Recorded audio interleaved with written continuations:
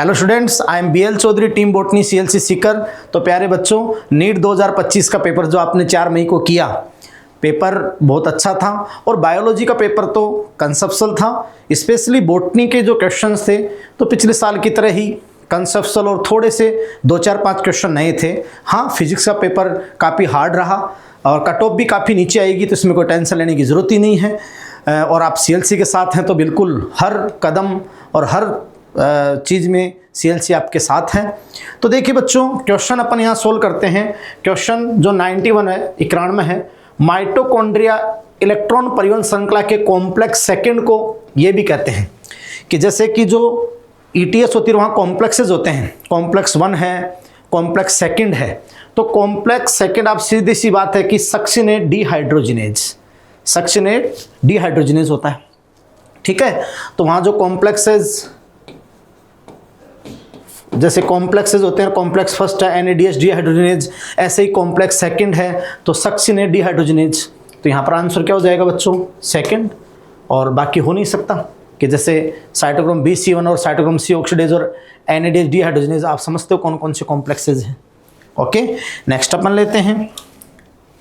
देखिएगा question number 92, polymerase श्रृंखला अभिक्रिया PCR जो होती है तो निम्नलिखित समीकरण के अनुसार DNA को परिवर्तित करती है। तो आप भी समझ सकते हैं कि तो DNA का जब रेप्लिकेशन हुआ तो एक DNA से 2 बन गए, फिर 2 से क्या बन गए? 4 बन गए। तो यहाँ सीधी सी बात है कि 2 की पावर n, तो यही तो लगेगा 2 की पावर n। क्लियर? 1 से 2, 2 से 4, ठीक है, उसी मल्टीप्लिकेशन में। तो ये बात आपकी हो गई, आंसर आपका हो गया क्या? Second.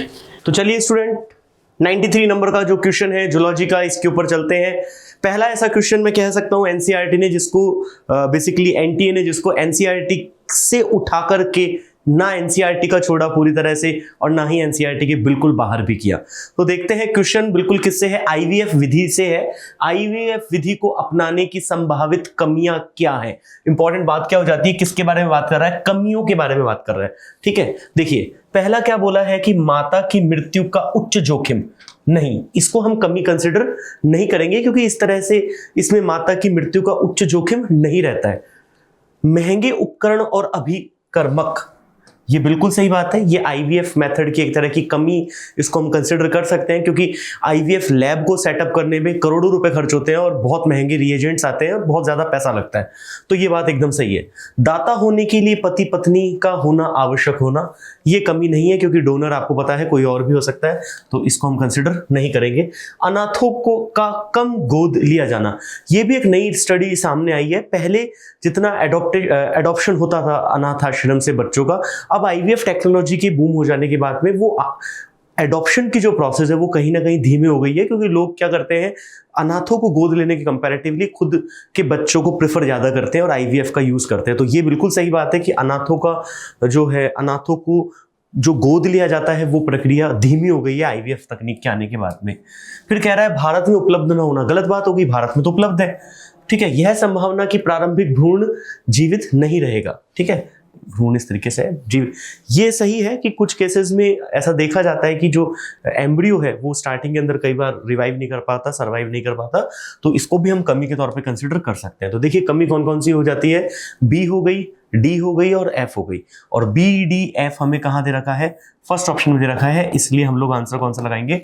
First option is the correct answer. चलिए अगले क्वेश्चन की तरफ चलते हैं। अब क्वेश्चन क्या कह रहा है? उस रुधिर वाहिका का क्या नाम है जो मेंढक में विऑक्सीकृत को यहां पे हमें हाईलाइट करना था, रुधिर का शरीर से हृदय में वहन करती है। मतलब कि जो डीऑक्सीजनेटेड ब्लड है उसे बॉडी से हार्ट में ले जाती है, उसका नाम पूछा है।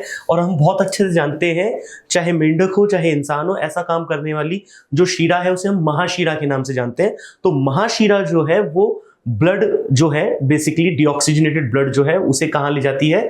हार्ट के अलिंद में ले जाती है। और हम जानते हैं कि जो मेंढक में हृदय है वो 3 कोष्ठी होता है जिसमें 2 अलिंद होते हैं, दायां और बायां, और एक कॉमन निलय होती है। तो बस हमें यहाँ पे आंसर अगर मैं यहाँ पे चूज करूं तो ये देखिए महाशिरा जो है हमें 4th ऑप्शन में मिल जाता है, इसलिए इसका आंसर क्या हो जाएगा?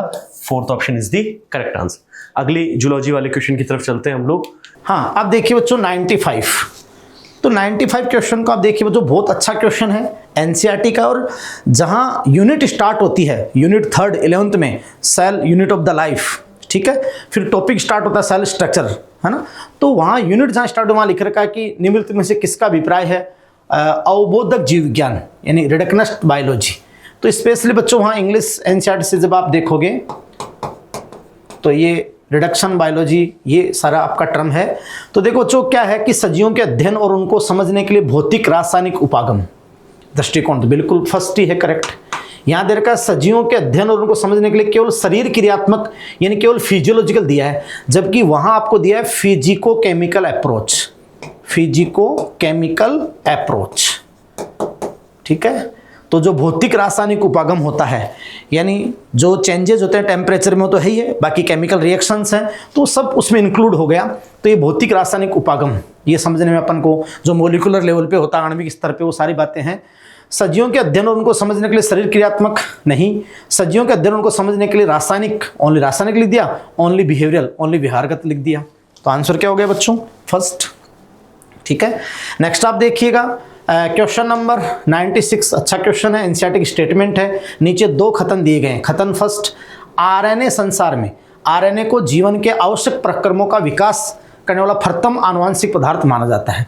जैसे कि फर्स्ट जेनेटिक मटेरियल वायरसेज में एसएसआरएनए या डीएसआरएनए था, ठीक है। फिर कुछ वायरसेज में DNA, but generally first genetic material RNA था। आरएनए एक आनुवांशिक पदार्थ और एक उत्प्रेरक के रूप में भी जैविक तंत्रों के में कुछ महत्वपूर्ण जैव रासायनिक अभिक्रियाओं के लिए कार्य करता है, ठीक है, एज ए कैटालिस्ट भी। और आरएनए क्रियाशील होने के कारण अस्थायी है, हाँ भाई अनस्टेबल है कि वो रिएक्टिव है। तो ये स्टेटमेंट बच्चों सही है, बिल्कुल करेक्ट है। और आप समझ सकते हो उसके बाद आरएनए से ही डीएनए बना और रिवर्स ट्रांसक्रिप्शन होता है, फिर आरएनए से डीएनए बना और डीएनए स्टेबल होता है। और आप समझ सकते हो जो भी लिविंग सिस्टम होता है, 5 किंगडम में जितने भी लिविंग ऑर्गेनिज्म इंक्लूड होते हैं, जितने भी सजीव इंक्लूड होते हैं, यानी जो भी जीवित कोशिका है प्रोकैरियोट से लेकर यूकैरियोट, और उसमें फिर कितनी भी जटिलता है, तो चाहे बैक्टीरिया हो चाहे माइकोप्लाज्मा और इवन साइनोबैक्टीरिया, एल्गी या फंजाई, अगर लिविंग सेल है एनिमल प्लांट की भी, तो उसमें ऑलवेज जो जेनेटिक मटेरियल है वो डीएनए होगा और वो डीएस होगा। बस जो प्रोकैरियोटिक है तो उसमें सर्कुलर डीएस डीएनए, और अगर यूकैरियोटिक है तो लीनियर डीएस डीएनए। जानते हो ना, वर्ताकार द्विसूत्री डीएनए, वो एकल वर्ताकार तो सिंगल संख्या में एक होता है, सिंगल सर्कुलर, बट वो सिंगल सर्कुलर डीएस डीएनए ये तो प्रोकैरियोट में होता है बच्चों, मोनेरा किंगडम के मेंबर में। बाकी यूकैरियोट सेल में लीनियर रेखीय और मैनी होते हैं, लीनियर डीएनए। ओके, तो देखिए डीएनए आरएनए के रासायनिक रूपांतरण से विकसित हुआ और ये अधिक स्थायी, ज्यादा स्टेबल है, और डीएनए के द्विरुचकों के पूरक होने के कारण ये मरम्मत प्रक्रियाओं के विकास से अपने होने वाले परिवर्तनों के प्रति प्रतिरोधी होता है। और उपयुक्त कथनों के आलोक में नीचे दिए गए विकल्प, तो बच्चों आप समझ सकते हो कि दोनों ही कथन सही है, तो ये आंसर फर्स्ट हो जाएगा। कथन फर्स्ट और कथन सेकंड दोनों ही सही है, समझ रहे हो ना। और आप अच्छे से जानो प्रति समानांतर जो वो व्यवस्थित होती है और कितना स्टेबल होता है, तो ये सारी बात आपकी होगी बच्चों। नेक्स्ट आप देखिएगा क्वेश्चन नंबर 97, ये बच्चों इकोलॉजी का क्वेश्चन है और पारिस्थितिकी क्या। तो आम की शाखा पर अधिपादपों एपिफाइट का उगना, तो बच्चों जैसे कि ये आम का वृक्ष है और आम की शाखा पर एपिफाइट्स के रूप में ये आप समझ सकते हो ऑर्किड, और ऑर्किड जो एपिफाइट होते हैं उनमें दो टाइप की रूट होती है, हैंगिंग रूट जो हाइग्रोस्कोपिक होती है और क्लाइंबिंग रूट जो होस्ट से अटैच करती है। तो यहाँ पर ये जो ट्री है मैंगो ट्री, आम का पेड़ है मैंगो ट्री, तो बच्चों इसके ऊपर तो क्या है 0, कोई इफेक्ट नहीं है। लेकिन जो एपिफाइट ऑर्किड है, ऑर्किड, तो ऑर्किड पर क्या हो जाएगा प्लस, तो +0 क्या होता है कमेंसलिज्म, सहभोजिता, कमेंसलिज्म +0 इंटरेक्शन। ये तो प्लस इंटरेक्शन होती है और इसेंशियल होती है, ये प्लस- इंटरेक्शन होती है, और ये आप समझ सकते हो -0 इंटरेक्शन होती है, तो यहाँ +0 इंटरेक्शन हो जाएगी, और ये कमेंसलिज्म का एग्जाम्पल है। समझते हो ना, बहुत इंपॉर्टेंट क्वेश्चन है। नेक्स्ट आप देखिएगा क्वेश्चन नंबर 98, नीचे दिए गए कथनों में सही विकल्प को चुनें। यूकैरियोटिक राइबोसोम 80S और प्रोकैरियोटिक राइबोसोम 70S प्रकार के होते हैं। बिल्कुल, जनरली अपन 80S को यूकैरियोटिक राइबोसोम बोलते हैं और 70S को प्रोकैरियोटिक। प्रोकैरियोटिक सेल में ओनली 70S होता है, जबकि यूकैरियोट में साइटोप्लाज्म और ER की सरफेस पे 80S, हाँ माइटोकॉन्ड्रिया क्लोरोप्लास्ट में 70S हो सकता है। तो ये स्टेटमेंट बच्चों क्या है, करेक्ट है। 80S राइबोसोम की 2 पिकाई होती है, 60 और 40, तो बिल्कुल 80S के अंदर 60 और 40, ठीक है। और 70s में 2 पिकाइयाँ होती, 2 सब यूनिट 50 और 30, तो ये भी करेक्ट है। 80s राइबोसोम की 2 पिकाइयाँ 60 और 20, यहीं पे गलत हो गया। और 70s की 2 पिकाइयाँ 50 और 20, ये भी गलत हो गया। 80s की 2 पिकाइयाँ 60 30, ये भी गलत हो गया। 70s की 50 और 30, लेकिन यहाँ पे गलत हो गया। तो यहाँ पर बच्चों आप समझ सकते हो कि ए और मतलब ए बी सी, क्लियर भाई। प्रत्येक राइबोसोम में देखो 2 पिकाइयाँ होती है, तो ए बी सी, तो ए बी सी सही है भाई, और डी और ई क्या है, गलत है। अब सामने ये तो सिंपल क्वेश्चन है।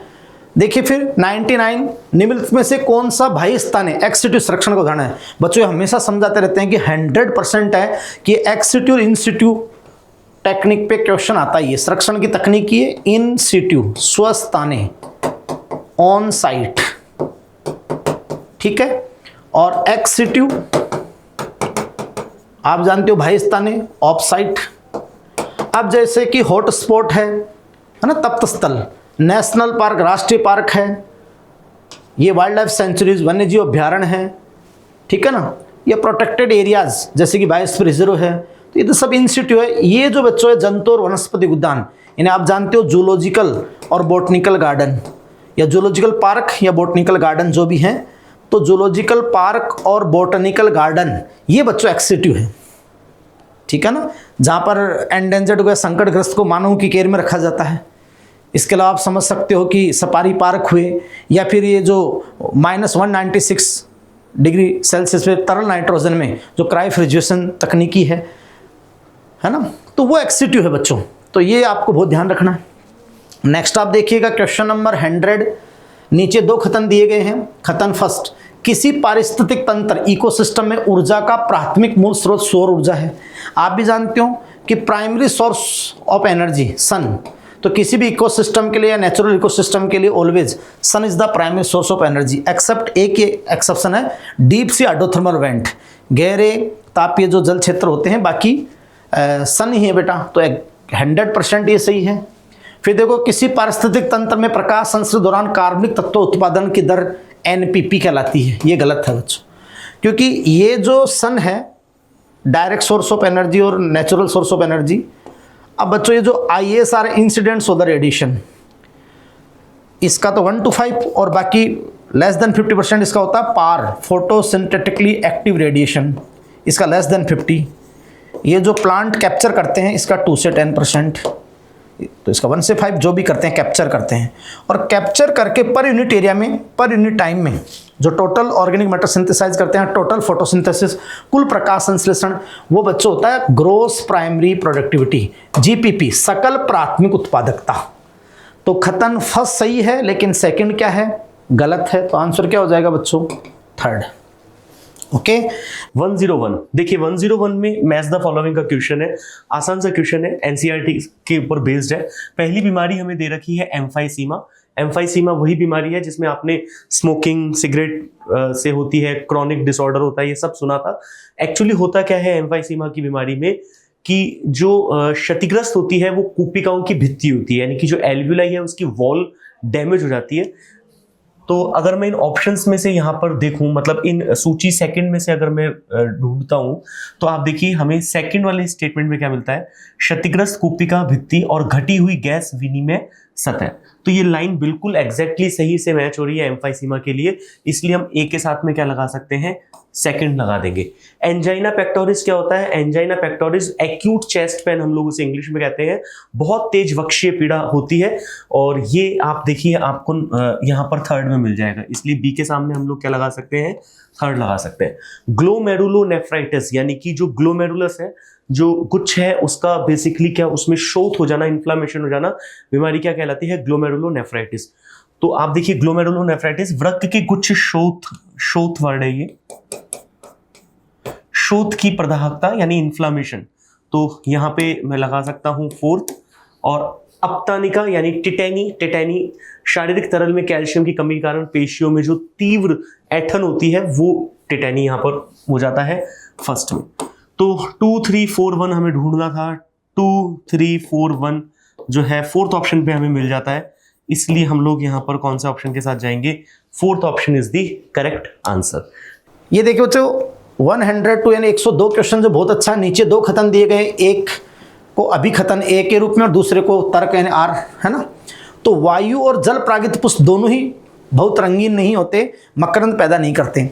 पर देखो बच्चों की जो एबायोटिक फैक्टर से पोलिनेटेड होते हैं, एबायोटिक एजेंट से पोलिनेटेड जो फ्लावर होते हैं, तो ना तो अट्रैक्टिव होते हैं, नॉन अट्रैक्टिव होते हैं, ना उनमें फ्रेगरेंस होती है ना, और वो कलरलेस होते हैं। क्यों भाई?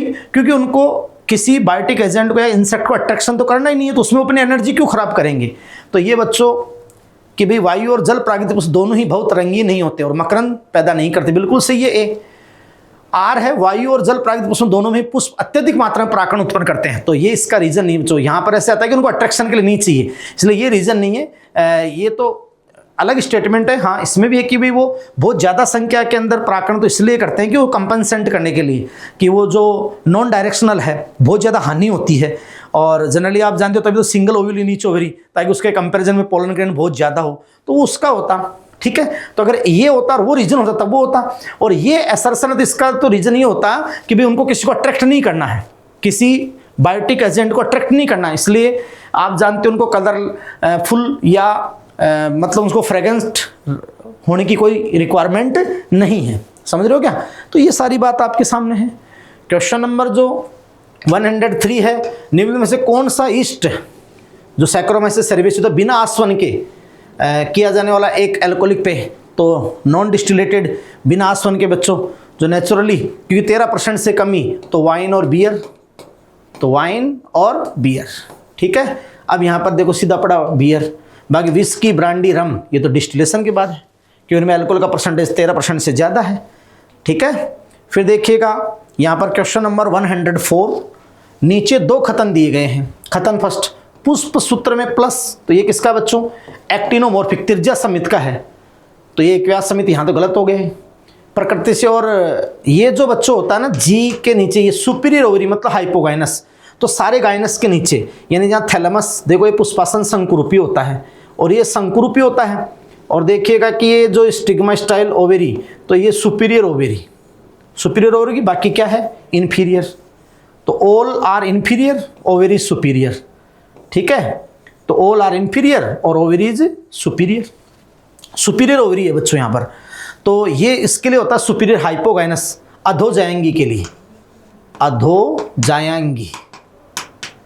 ठीक है ना, हाइपोगाइनस, समझ गए। और पुष्प सूत्र में प्लस का अर्थ त्रिज्या समित सही, एक्टिनोमॉर्फिक प्रकृति है, और जी यानी ये सही है बिल्कुल। तो ये सही पूरी एक्सप्लेन कर रहा है, जो दिया गया उसको बिल्कुल स्पष्ट कर रहा है, लेकिन वो गलत है। तो खतन फर्स्ट गलत है, परंतु खतन सेकंड सही है। तो आंसर क्या हो गया? 4। समझ गए? 4 आंसर हो गया भाई, यहाँ पर 4 आंसर हो गया।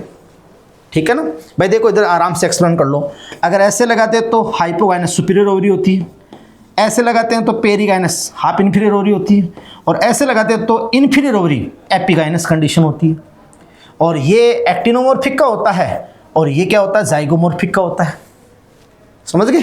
तो बहुत आसानी से।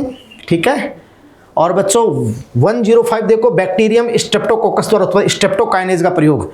तो स्ट्रेप्टोकाइनेज आप जानते हो कि वो रक्त वाहिकों थक्का ठाने में क्लोट बस्टर के रूप में यूज होता ही है। ठीक है, तो इसका आंसर क्या हो गया? 4 हो गया। नेक्स्ट क्वेश्चन है, मानव जीनोम में किस गुणसूत्र में अधिकतम संख्या के जीन? सबसे ज्यादा पूछें अपने से तो सबसे कम जो हैं वो Y के हैं, सबसे ज्यादा जो हैं वो क्रोमोसोम नंबर 1 के हैं, 1 के हैं सबसे ज्यादा जीन। तो डाटाबेस ह्यूमन जीनोम प्रोजेक्ट से क्वेश्चन है, तो आंसर आ गया 3rd। नेक्स्ट क्वेश्चन क्या है? फ्रॉग से रिलेटेड है। फ्रॉग को काफी इंपॉर्टेंस दी गई, टोटल 4 क्वेश्चन फ्रॉग के ऊपर आए। ये क्वेश्चन जो है सेक्सुअल डायमॉर्फिज्म यानी कि जो लैंगिक द्विरूपता होती है, किस तरह से मेल फ्रॉग फीमेल फ्रॉग से अलग होता है, उस पर बेस्ड क्वेश्चन है। पूछा क्या है कि नर मेंढक में मैथुन तल्प या मैथुनांग के विषय में निम्नलिखित में से कौन सा कथन सही है? देखिए, अग्रपाद की पहली और दूसरी उंगली नहीं, पश्चपाद की पहली उंगली नहीं, क्योंकि होता अग्रपाद में है तो पश्चपाद तो वैसे ही गलत हो जाता है। अग्रपाद की दूसरी उंगली नहीं, अग्रपाद की पहली उंगली यानी फर्स्ट डिजिट जो है फोरलिम्ब की वहां पर मौजूद होता है। इसलिए हम लोग यहाँ पे 107 में कौन से ऑप्शन पे जाएंगे? 4th ऑप्शन के ऊपर। ठीक है, हाँ, नेक्स्ट क्वेश्चन है, निम्न में से कौन सा हार्मोन, कौन सा पादप हार्मोन, फाइटो हार्मोन पोषकों के संचारण को बढ़ावा देता है, जिससे पत्तियों की जरावस्था में देरी करने में मदद मिलती है। तो इसके लिए साइटोकाइनिन जो हार्मोन है वो यूज किया जाता है, जो सेल डिवीजन करवाता है, जो मोबिलिटी ऑफ न्यूट्रिशन करवाता है लीफ में। तो इसके लिए आंसर 4 चला जाएगा। देखिए ये क्वेश्चन बेसिकली आपके एनिमल किंगडम से रिलेटेड क्वेश्चन था, बहुत ही आसान सा क्वेश्चन था। अगर आपने कूट गुहा, गुहा और अगुहीय जंतुओं के बारे में पढ़ा होगा तो ये क्वेश्चन आपसे इजीली हो गया होगा।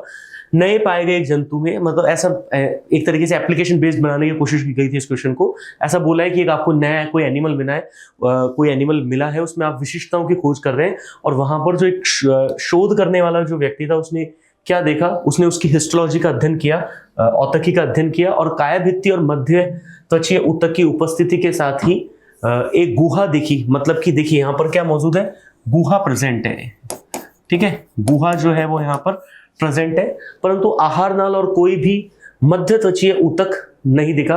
आहार नाल की और कोई भी मध्य त्वचीय ऊतक, मध्य त्वचीय ऊतक से रिलेटेड क्या हो गया, यानी कि किसकी बात कर रहा है, मीजोडर्म की बात कर रहा है। और यहां कायिक भित्ति और उसे यहां पर मीजोडर्म देखिए मिली भी थी, मतलब मीजोडर्म मिल रही है पर उसे आहार नाल की तरफ कोई मीजोडर्म नहीं मिल रही।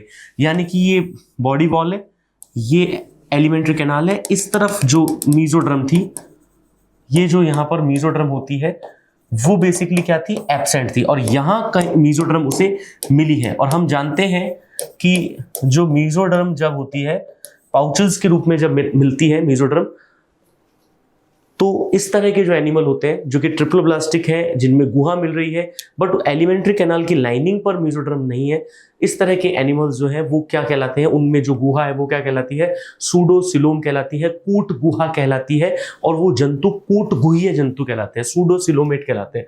तो बस यहाँ पर आप ढूंढेंगे तो सेकंड ऑप्शन में आपको कूट गुहित मिल जाएगा, क्योंकि यहाँ पर देखिए मैं दोबारा से एक बार और बता देता हूँ कि यहाँ पर ऐसा बोला है कि हिस्टोलॉजी के अध्ययन में उसे मीजोडर्मल टिश्यू की उपस्थिति दिखाई दी है, पर जब उसने कैविटी देखी तो वहां पर आहार नाल की और कोई मीजोडर्म की लाइनिंग नहीं मिली। और मतलब मीजोडर्म है पर आहार नाल की लाइनिंग पर नहीं है, ऐसा केवल किस में होता है, सूडोसिलोमेट में हमें देखने को मिलता है। इसलिए आंसर कौन सा गया, सेकंड ऑप्शन। अगले क्वेश्चन की तरफ चलते हैं जो जूलॉजी का हो। ये क्वेश्चन देखिए, सूची फर्स्ट और सूची सेकंड का आपको मिलान करना है।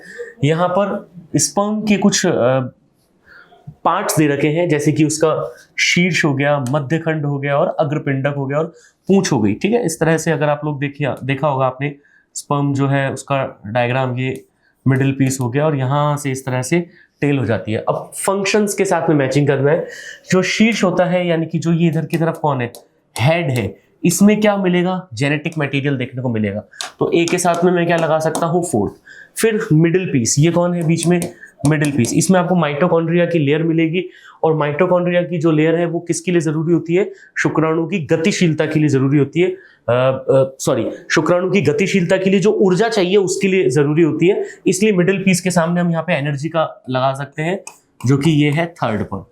अग्रपिंडक यानी एक्रोसोम, एक्रोसोम की यहाँ पर बात कर रहा है। एक्रोसोम में आप जानते हैं कि एंजाइम्स जो है वो भरे हुए रहते हैं, जो कहीं ना कहीं निषेचन में सहायता करते हैं। तो एक्रोसोम यानी अग्रपिंडक के साथ में हम लोग क्या लगा सकते हैं, फर्स्ट। और जो पूंछ है ये उसकी मूवमेंट के लिए, मोटिलिटी के लिए रिस्पॉन्सिबल होती है, तो शुक्राणु की गतिशीलता डी के सामने हम लोग क्या लगा सकते हैं, सेकेंड, यानी 4 3 1 2। तो देखिए 4 3 1 2 फर्स्ट ऑप्शन में हो जाता है, इसलिए हमारा यहाँ पर आंसर कौन सा गया, फर्स्ट ऑप्शन, ठीक है। ये ऊर्जा जो देखिए पूंछ को हिलाने के लिए जो ऊर्जा मिल रही है वो मिडिल पीस से आ रही है। तो गतिशीलता के लिए जब टेल अगर ऑप्शन में आ गया तो हम टेल के साथ में गतिशीलता की बात यहाँ पर करेंगे, ठीक है। टेरिडोफाइट के जीवन चक्र की अवस्था दी गई और इनमें से सही अनुक्रम बताना अपने को। टेरिडोफाइट की लाइफ साइकिल के लिए कौन सा, ये जो अरेंजमेंट दे रखा है इसे सही तरीके से अरेंज करना है सही विकल्प को। तो सबसे पहले जो प्रोसेस होगी वो होगी बीजाणु मात्र कोशिका में अर्धसूत्री विभाजन। मतलब पहले आ गया बी पॉइंट सबसे पहले, तो सबसे पहले बी, अब देखिए ये नहीं, ये तो बी 2 में है। उसके बाद आएगा प्रोथेलस अवस्था, सेकंड पे ये आएगा, तो ये फर्स्ट पे, ये सेकंड पे आ गया। फिर उसके बाद है अपने पास युग्मकोद्भिद फॉर्मेशन, स्त्रीधानी और पुधानी का बनना, तो ये थर्ड पे आ गया। उसके बाद अपने पास है जल की उपस्थिति में जो गैमिट हैं, पुमणु हैं, उनका स्त्री धानी तक पहुंचना। अगला ये आ गया, तो देखिए बी, ए, डी, ई और लास्ट में सी, निषेचन। तो आंसर क्या आ गया इसका? फर्स्ट आ गया, टेरिडोफाइट। देखिए एक और क्वेश्चन देख लीजिए, हार्ट क्रियाओं का नियमन निम्नलिखित के द्वारा होता है, यानी कि जो हार्ट है उसकी जो एक्टिविटीज है उनका रेगुलेशन किसके द्वारा होता है। तो देखिए पहला बोला है नोडल ऊतक, बिल्कुल सही बात है। नोडल टिश्यू जो है आप जानते हैं क्या बनाता है, नोडल टिश्यू बेसिकली हृदय स्पंदन के लिए जो क्रिया विभव है उनका निर्माण करता है, तो नोडल टिश्यू इसको हार्ट रेट को कंट्रोल कर ही रहा है। बी, मेडुला ऑब्लोंगेटा में एक विशेष तंत्रिका केंद्र, बिल्कुल सही बात है। मेडुला ऑब्लोंगेटा में दो तंत्रिका केंद्र होते हैं, एक होता है कार्डियो इनहिबिटरी सेंटर जो धीमा करता है, और एक होता है कार्डियो एक्सेलरेटरी सेंटर, तो ये बात भी सही हो जाती है। अधिवृक्क मध्यांशीय हार्मोन, ये बात भी सही है। एड्रिनल मेडुलरी हार्मोन, एड्रिनलिन, नॉरएड्रिनलिन भी हार्ट रेट को बढ़ाने का काम करते हैं, तो कंट्रोल करते हैं। अधिवृक्क वल्कुटीय हार्मोन ये नहीं करता, तो ए बी सी केवल आपको फर्स्ट ऑप्शन में मिल जाता है, इसलिए हमारा यहाँ पर आंसर कौन सा हो जाएगा? First option is the correct answer. Next question है, निम्न में से कौन सा जीव नाइट्रोजन को स्थिरीकृत नहीं करता है? अपने से नोट पूछा है या नहीं करता है। एजोटोबैक्टर करता है, ओसिलेटोरिया करता है, एनाबीना करता है, नो स्टॉक करता है, वोलवॉक्स ये नहीं करता। ये तो ब्लू ग्रीन एल्गी है, तो क्या है? ये तो एल्गी है, तो इसके लिए आंसर आ गया डी, सेकेंड। नेक्स्ट क्वेश्चन है, अगला क्वेश्चन है, अंतरंग आरएनए, टीआरएनए और राइबोसोमल आरएनए दूत आरएनए मतलब एमआरएनए के साथ पारस्परिक क्रिया नहीं करता है, करा नहीं करता है, जबकि स्टेटमेंट गलत हो गया तो करता है, नोट लगने से गलत हो गया स्टेटमेंट। सभी यूकैरियोट जीवों में आरएनए अंतरक्षेप, आरएनए इंटरफेरेंस कोशिका रक्षा की एक विधि है डिफेंस करने की। सभी यूकैरियोट में ये एक मेथड है जिसे अपन डबल स्ट्रैंड आरएनए बनाते हैं, जैसे एग्जांपल आया था निमेटोड के लिए अपन ने क्वेश्चन पढ़ा है। तो ये स्टेटमेंट सही है, तो सेकंड वाला सही है और फर्स्ट गलत है। तो देखो फर्स्ट स्टेटमेंट गलत है और सेकंड सही है, आंसर चला गया इसका 4। नेक्स्ट क्वेश्चन है पीबीआर 322 से। पीबीआर 322 से अपने को क्वेश्चन बना के दिया है, प्लाज्मिड में डीएनए में एक विजातीय टुकड़े को ECOR1 स्थल पर प्रविष्ट करवाया गया तो रिकॉम्बिनेंट डीएनए पुनर्योगज कॉलोनी बनी। चयन के लिए निम्न में से किस रणनीति का चयन किया जाएगा? जब इसकी जगह किया जाएगा तो बीटा गैलेक्टोसाइडेज। अगर यहां जीन रिकॉम्बिनेंट है, अगर यहां जीन रिकॉम्बिनेंट है अगर, और एक नॉन रिकॉम्बिनेंट है, तो नॉन रिकॉम्बिनेंट में ये ब्लू कलर, अगर जीन रिकॉम्बिनेंट है तो ये व्हाइट कलर, या ये कहें विदाउट कलर। कोई कॉलोनी जो है वो कलर लेस कॉलोनी बनेगी, और कलर लेस कॉलोनी बनती है तो रिकॉम्बिनेंट पोजीशन शो करते हैं। तो देखो सफेद रंग के निवों का चयन किया जाएगा। अगर सफेद रंग के कॉलोनीज बनेगी इसका मतलब वो रिकॉम्बिनेंट है, तो अपन इससे इसका सिलेक्शन कर सकते हैं। तो आंसर चला गया इसका 3rd। एम्पिसिलिन टेट्रासाइक्लिन नहीं है क्योंकि इसकी जगह जीन इंसर्ट किया ही नहीं गया, तो ये तो लिया ही नहीं हमने एम्पिसिलिन और टेट्रासाइक्लिन। नीले कलर की कॉलोनी बनाता है, मतलब वो तो नीले कलर की कॉलोनी तो नॉन रिकॉम्बिनेंट, जबकि ये कह रहा है जीन इंसर्ट किया गया। एम्पिसिलिन की बात ही नहीं, यहां किया ही नहीं गया, तो अपना आंसर आ गया इसका 3rd। नेक्स्ट क्वेश्चन है, निम्न में से आनुवांशिक रूपांतरित जीवों में से किसका उपयोग एली लिली कंपनी ने मानव इंसुलिन बनाने के लिए किया था? तो सेपरेटेड जीन ट्रांसफर किए ई कोलाई में, सेपरेटेड प्रोटीन आइसोलेट किए और उनमें डाइसल्फाइड बॉन्ड से ऐड किया, तो वहां ई कोलाई एक बैक्टीरिया का यूज किया गया था। तो आंसर आ गया इसका 1st। हाँ, नेक्स्ट क्वेश्चन है एंजाइम का। तो एंजाइम के वर्क के उस नाम को बताना अपने को जो अभिक्रिया अपने को दी गई है। इसमें देखिए एक क्रियाधार, उसके साथ एक जी ग्रुप जुड़ा हुआ है, दूसरा क्रियाधार एस हेस है। रिएक्शन में क्या हुआ, एक क्रियाधार के साथ जो ग्रुप जुड़ा है वो दूसरे क्रियाधार पर ट्रांसफर हो गया, तो नाम हो गया इसका ट्रांसफिरेज। तो एंजाइम आ गया ट्रांसफिरेज। 180 नंबर, एक बीजपत्री तने की संरचना के संदर्भ में गलत कथन को पहचानिए।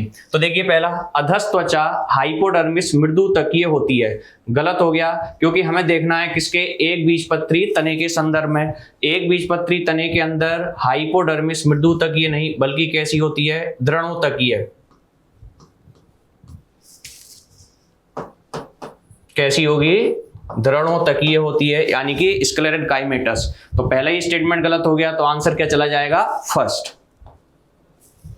चलिए नेक्स्ट देखिए, ब्रायोफाइट के जीवन चक्र की घटनाओं को सही अनुक्रम में हमें लगाना है। तो यहां देखिए, पुमंग का अंड के साथ संलयन युग्मन, ये कुछ स्टेटमेंट दे रखे हैं। तो सबसे पहले अगर मैं कहूं क्या आ जाएगा इसमें, सबसे पहले इसकी मेन प्लांट बॉडी युग्मकोद्भिद किसके साथ जुड़ेगी, आधार के साथ जुड़ती है। अब इसी युग्मकोद्भिद पर आगे चलकर क्या बनेंगे, सेक्स ऑर्गन या जनन अंग। उन्हीं जनन अंग के अंदर यहां बनेंगे पुमंग और एग सेल। इसके अलावा पुमंग कहां निकलेंगे, बाहर। तो यहां सेकंड स्टेटमेंट क्या दे रखा है, देखिए पुमंग का जल में छोड़ा जाना। तो बी के बाद क्या आएगा, ई, तो बीई। नेक्स्ट देखिए, ए कॉमन है, देखिए यहां पुमंग का अंड के साथ संलयन। अब जैसे ही पानी में इनको एंथेरोजोइट्स को छोड़ेंगे तो वो क्या होंगे, अंड के साथ संलयन करेंगे। संलयन के बाद क्या होगा, जाइगोट होगा, जाइगोट बनेगा फर्टिलाइजेशन के बाद। तो फर्टिलाइजेशन के बाद जैसे ही जाइगोट बनेगा तो आगे चलकर एम्ब्रियो, और एम्ब्रियो के बाद बनेगी स्पोरोफाइट प्लांट बॉडी। तो ए के बाद क्या आ जाएगा, डी। अब जैसे ही स्पोरोफाइट बनेगी तो उसमें बनेंगे स्पोर मदर सेल, और स्पोर मदर सेल में क्या होगा, स्पोरिक मियोसिस। तो लास्ट में क्या आ जाएगा, सी। तो आंसर क्या आ जाएगा, थर्ड। क्लियर। चलिए 120 नंबर के क्वेश्चन पे आ चुके हैं। क्या बोल रहा है, अभिकालिक टोमोग्राफी और चुंबकीय अनुनादी इमेजिंग आंतरिक अंगों के कैंसरों का पता लगाते हैं। कंप्यूटर टोमोग्राफी और एमआरआई की यहाँ पर बात की है, बिल्कुल सही बात है। इंटरनल ऑर्गन्स में होने वाले चेंजेस को डिटेक्ट करने का ये काम करते हैं, तो ये बात जो है आपकी सही हो जाती है। सेकंड में क्या कह रहा है स्टेटमेंट में कि रसोचिकित्सीय औषधि यानी कीमोथेरेपेटिक्स ड्रग्स जो कैंसर के लिए हम लोग यूज करते हैं, उनका प्रयोग कह रहा है गैर कैंसर कोशिकाओं को मारने के लिए किया जाता है। ये बात तो सरासर गलत हो जाती है। जो गैर कैंसरस कोशिकाएं हैं वो तो हेल्दी कोशिकाएं हैं, उनको मारने का काम हम क्यों करेंगे, तो ये बात आपकी क्या है, गलत हो गई, क्योंकि यहां पर ही गैर कैंसर वर्ड आ गया। ठीक है। अल्फा इंटरफेरॉन कैंसर रोगी के प्रतिरक्षी तंत्र को सक्रिय कर देता है और कैंसर को नष्ट करने में सहायता करता है, सही बात है। Alpha interferon biological response modifier की तरह काम करता है, इम्यून सिस्टम को एक्टिवेट करके कैंसर सेल्स को नष्ट करवाने का काम करता है, तो ये बात आपकी सही हो गई। रसोचिकित्सीय औषधियां जैव अनुक्रिया रूपांतरक है, गलत बात है। बायोलॉजिकल रेस्पॉन्स मॉडिफायर की तरह अल्फा इंटरफेरॉन काम कर रहा है, रसोचिकित्सीय औषधियां काम ऐसा नहीं करती, तो ये बात क्या हो गई आपकी, गलत। फिर क्या बोला है कि अधिश्वेत रक्तता यानी ल्यूकेमिया का जो केस है उसके अंदर ये कह रहा है कि ब्लड सेल्स के नंबर्स जो है वो क्या हो जाते हैं, घट जाते हैं, बल्कि क्या होते हैं, WBC के नंबर ल्यूकेमिया में बढ़ जाते हैं, 1 लाख से भी ज्यादा हो जाते हैं पर MMQ। तो ये क्या कह रहा है, घट जाते हैं, इसलिए ये क्या हो जाता है, गलत। तो अब देखिए इसमें A सही है और C सही है, ऐसा हमें कहां दे रखा है, 4th ऑप्शन में दे रखा है, इसलिए आंसर कौन सा जाएगा, 4th ऑप्शन। इसी कड़ी में आगे साथी आते जाएंगे और जो क्वेश्चन है जूलॉजी का उनका डिस्कशन करते जाएंगे। चलिए नेक्स्ट क्वेश्चन देखिए, यहाँ सूची 1 और सूची 2 को मैच कराना है। तो देखिए गुणसूत्र बिंदु किससे मैच कराएंगे, ये कोशिका विभाजन से, यानी कि A का आ गया 2nd। पक्षमाप ये कोशिका के संचलन या सेल के मूवमेंट से रिलेटेड होता है, जैसे आप कह सकते हैं पैरामीशियम में होता है। क्रिस्टी की अगर हम बात करें, सूत्र कणिका या माइटोकॉन्ड्रिया में प्रेजेंट है। और कोशिका झिल्ली किसकी बनी होती है, फॉस्फोलिपिड द्विपरत की बनी होती है, 2 सतह होती है उसकी। तो आप कह सकते हैं आंसर क्या आ जाएगा, 2nd, 3rd, 1st, 4th। 2nd, 3rd, 1st, 4th, answer 4। Next देखिए, यहां भी मैचिंग करानी है हमें। तो यहां देखिए पर्णहरिम A, ये कैसा होता है, क्लोरोफिल A, ये ब्लू ग्रीन कलर का होता है, यानी कि नीला हरा। अगर हम बात करें क्लोरोफिल B की, ये कैसा होता है, पीला हरा होता है। जेंथोफिल की अगर हम बात करें, ये कैसे कलर का होगा, ये पीले रंग का होता है। और कैरोटिनॉइड कैसे होते हैं, पीले से लेकर पीले नारंगी रंग के होते हैं। तो आंसर क्या आ जाएगा इसका, 3rd, 1st, 2nd, 4th। 3rd, 1st, 2nd, 4th, answer 2nd। आज हम नीट 2025 कोड नंबर 45 बायोलॉजी का पेपर सॉल्व करने जा रहे हैं। बायोलॉजी के अंदर बहुत ही शानदार और बहुत ही अच्छे कंसेप्चुअल क्वेश्चन आए थे, जिसमें अभी हम कर रहे हैं क्वेश्चन नंबर 123 की बात यदि करें तो रिप्रोडक्शन बायोलॉजी का या ह्यूमन रिप्रोडक्शन का एक बहुत ही शानदार, बहुत ही अच्छा क्वेश्चन है, इस क्वेश्चन में कहा सही कथनों की पहचान करें कि कुछ कथन दे रखे हैं, कुछ स्टेटमेंट दे रखे हैं, उन स्टेटमेंट के जो करेक्ट स्टेटमेंट है उनकी हमें देखेंगे कि कौन कौन से स्टेटमेंट करेक्ट है। तो दिए गए जो स्टेटमेंट है ये या कथन है जो प्रेगनेंसी के दौरान, फिटस डेवलपमेंट के दौरान, भ्रूण के डेवलपमेंट के दौरान होने वाले बदलाव, होने वाले जो परिवर्तन है उन परिवर्तन के बारे में बताया गया है। तो बहुत ही कंसेप्चुअल क्वेश्चन है। यहाँ पर एनसीईआरटी की लाइनें हैं। यहाँ सबसे पहले कह रहे हैं मानव सहगर्भता में प्रमुख अंग तंत्र 12 सप्ताह के अंत तक बनती हैं। तो बिल्कुल हमें पता है बच्चों, 12 सप्ताह कह सकते हैं या हम कह सकते हैं कि 3 महीने के अंत तक मानव का भ्रूण का डेवलपमेंट जब होता है तो लगभग सभी अंग का निर्माण, लगभग सभी ऑर्गन्स का निर्माण है वो हो जाता है। तो ये स्टेटमेंट आपका यहाँ पर एक करेक्ट स्टेटमेंट है। स्टेटमेंट 2 दे रखा है मानव सहगर्भता में प्रमुख अंग तंत्र 8 सप्ताह के अंत तक बनता है। तो यहां पर जब स्टेटमेंट 1 दे रहा है 12 सप्ताह के अंत तक बनता है, जो कि एक सही स्टेटमेंट है। तो 8 सप्ताह यहां पर एक रॉन्ग स्टेटमेंट हो गया।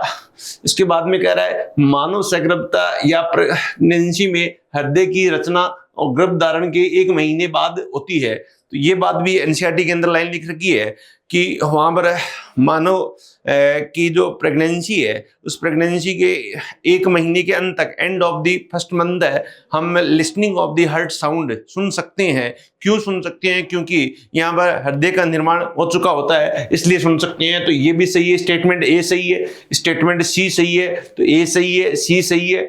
इसके बाद में कहेंगे मानव सहगर्भता में पाद और अंगुलियां, फुट और फिंगर्स दूसरे महीने के अंत तक विकसित होती हैं। बिल्कुल एनसीईआरटी की लाइन है। दूसरे महीने के अंत तक यहाँ पर अनेक फुट का निर्माण हो जाता है और हम कह सकते हैं पैर का निर्माण हो जाता है, भुजाओं का निर्माण है इस समय हो जाता है। तो ये स्टेटमेंट भी यहाँ पर सही है। इसके बाद में मानव सहगर्भता में बालों की उपस्थिति सामान्य 5वें महीने के अंत में देखी जाती है। बिल्कुल सही कह रहा है। 5वें महीने में बालों का होना, हेयर का ओरिजिन होना। इसके साथ में हमने ये भी पढ़ा है 5वें महीने में मूवमेंट ऑफ द फिटस की बात करें तो वो भी 5वें महीने में यहाँ पर हमें दिखाई देती है। तो ये स्टेटमेंट भी सही है। इस आधार पर हम कहेंगे ए, सी, डी और ई। ए, सी, डी, ई ये 4th ऑप्शन के अंदर है। तो बच्चों इसका आंसर यहाँ पर 4th हो जाएगा। बहुत ही शानदार और उम्दा क्वेश्चन था रिप्रोडक्शन का। हाँ, ये देखिए, अनाजों या सीरियल्स में के बीच में भ्रूण पोष का बाहरी आवरण भ्रूण को एक प्रोटीन से समृद्ध परत द्वारा अलग करता है, जिसे कहते हैं। तो ये प्रोटीन से समृद्ध परत क्या होती है? इसको हम बोलते हैं एल्यूरोन लेयर, जो एंडोस्पर्म का ही पार्ट होती है। तो आप कह सकते हैं आंसर क्या आ गया? 4।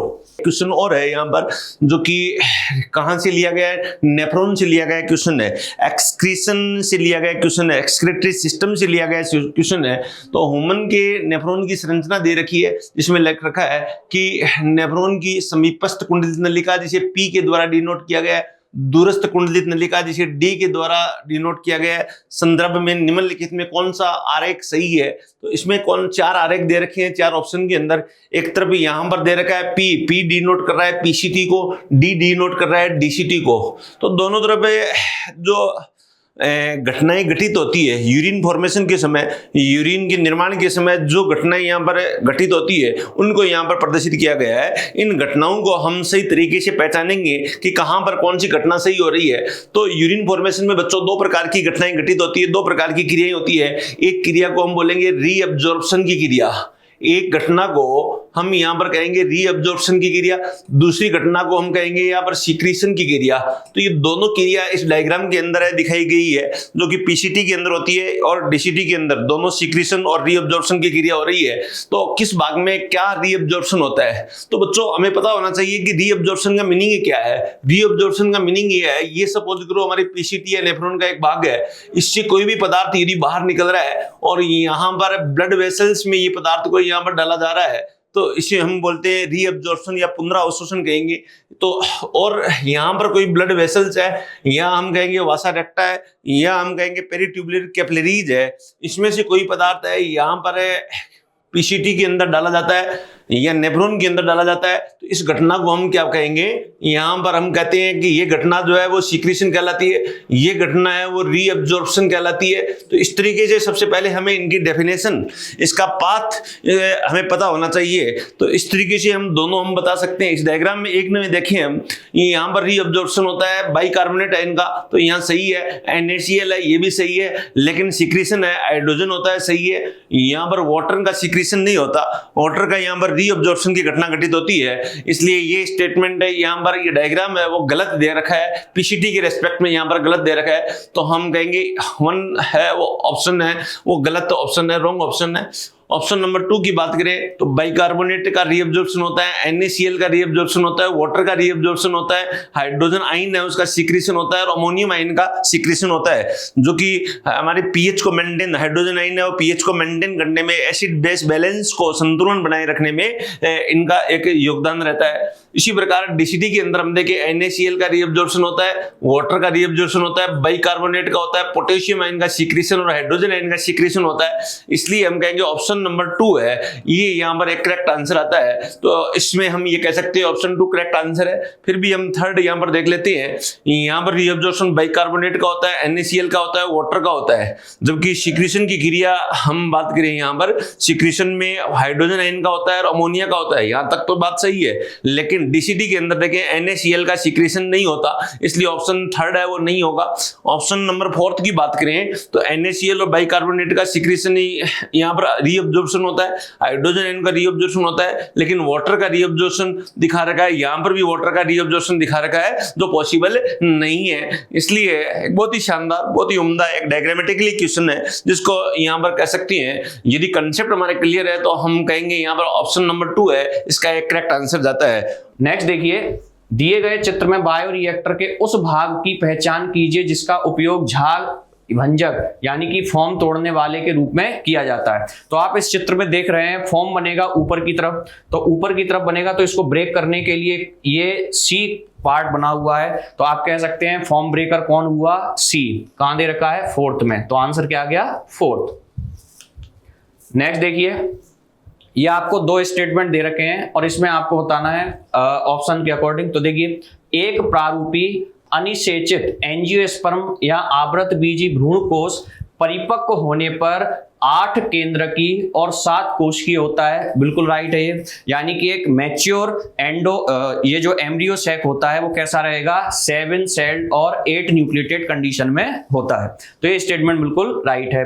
नेक्स्ट देखिए, रीजन अंड उपकरण में 2 ध्रुवीय केंद्रक होते हैं।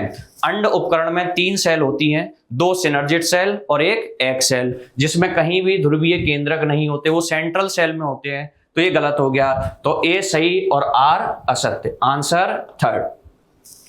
नेक्स्ट देखिए, प्रोकैरियोटिक कोशिका में एक विशेषीकृत या झिल्लीदार संरचना जो कोशिका भित्ति निर्मित करने, डीएनए प्रतिकृतियन या रेप्लिकेशन और श्वसन में सहायक होती है, वह संरचना कौन सी है। तो अगर हम बैक्टीरियल सेल की बात करें तो बैक्टीरियल सेल में प्लाज्मा मेम्ब्रेन अंदर की ओर मुड़कर क्या बनाती है, एक विशिष्ट संरचना जिसको हम बोलते हैं मीजोसोम या मध्यकाय, और ये किसमें सहायता करती है, इस बैक्टीरियल सेल के रेप्लिकेशन में भी, सॉरी बैक्टीरियल सेल के डीएनए के रेप्लिकेशन में भी सहायता करती है, उसके श्वसन में भी सहायता करती है, और बाहर की तरफ जो सेल वॉल होती है उसके निर्माण में भी सहायक होती है। तो आंसर आ गया 1st। नेक्स्ट देखिए, हाँ, यहां आपको कुछ प्रोसेस दे रखी है और आपको बताना है इनमें से कौन सी प्रक्रियाएं, ये देखिए निम्न में से कौन सी एक यूकैरियोटिक कोशिका में अनुलेखन पश्चात घटनाएं हैं, यानी कि post transcriptional modification, post transcriptional process है। पहला देखिए, स्प्लाइसिंग या संबंधन से पहले पूर्व दूत आरएनए या प्री एमआरएनए का कोशिका द्रव में परिवहन या अभिगमन, गलत है। स्प्लाइसिंग से पहले नहीं जाता, जबकि पूरी प्रोसेसिंग हो जाती है जिसमें स्प्लाइसिंग भी आती है, टेलिंग भी आती है और कैपिंग, इन तीनों के बाद वो साइटोप्लाज्म में जाता है, तो पहले नहीं आता, गलत हो गया ये। इंट्रॉन का निष्कासन और एक्सॉन का जुड़ना, ये बिल्कुल सही है।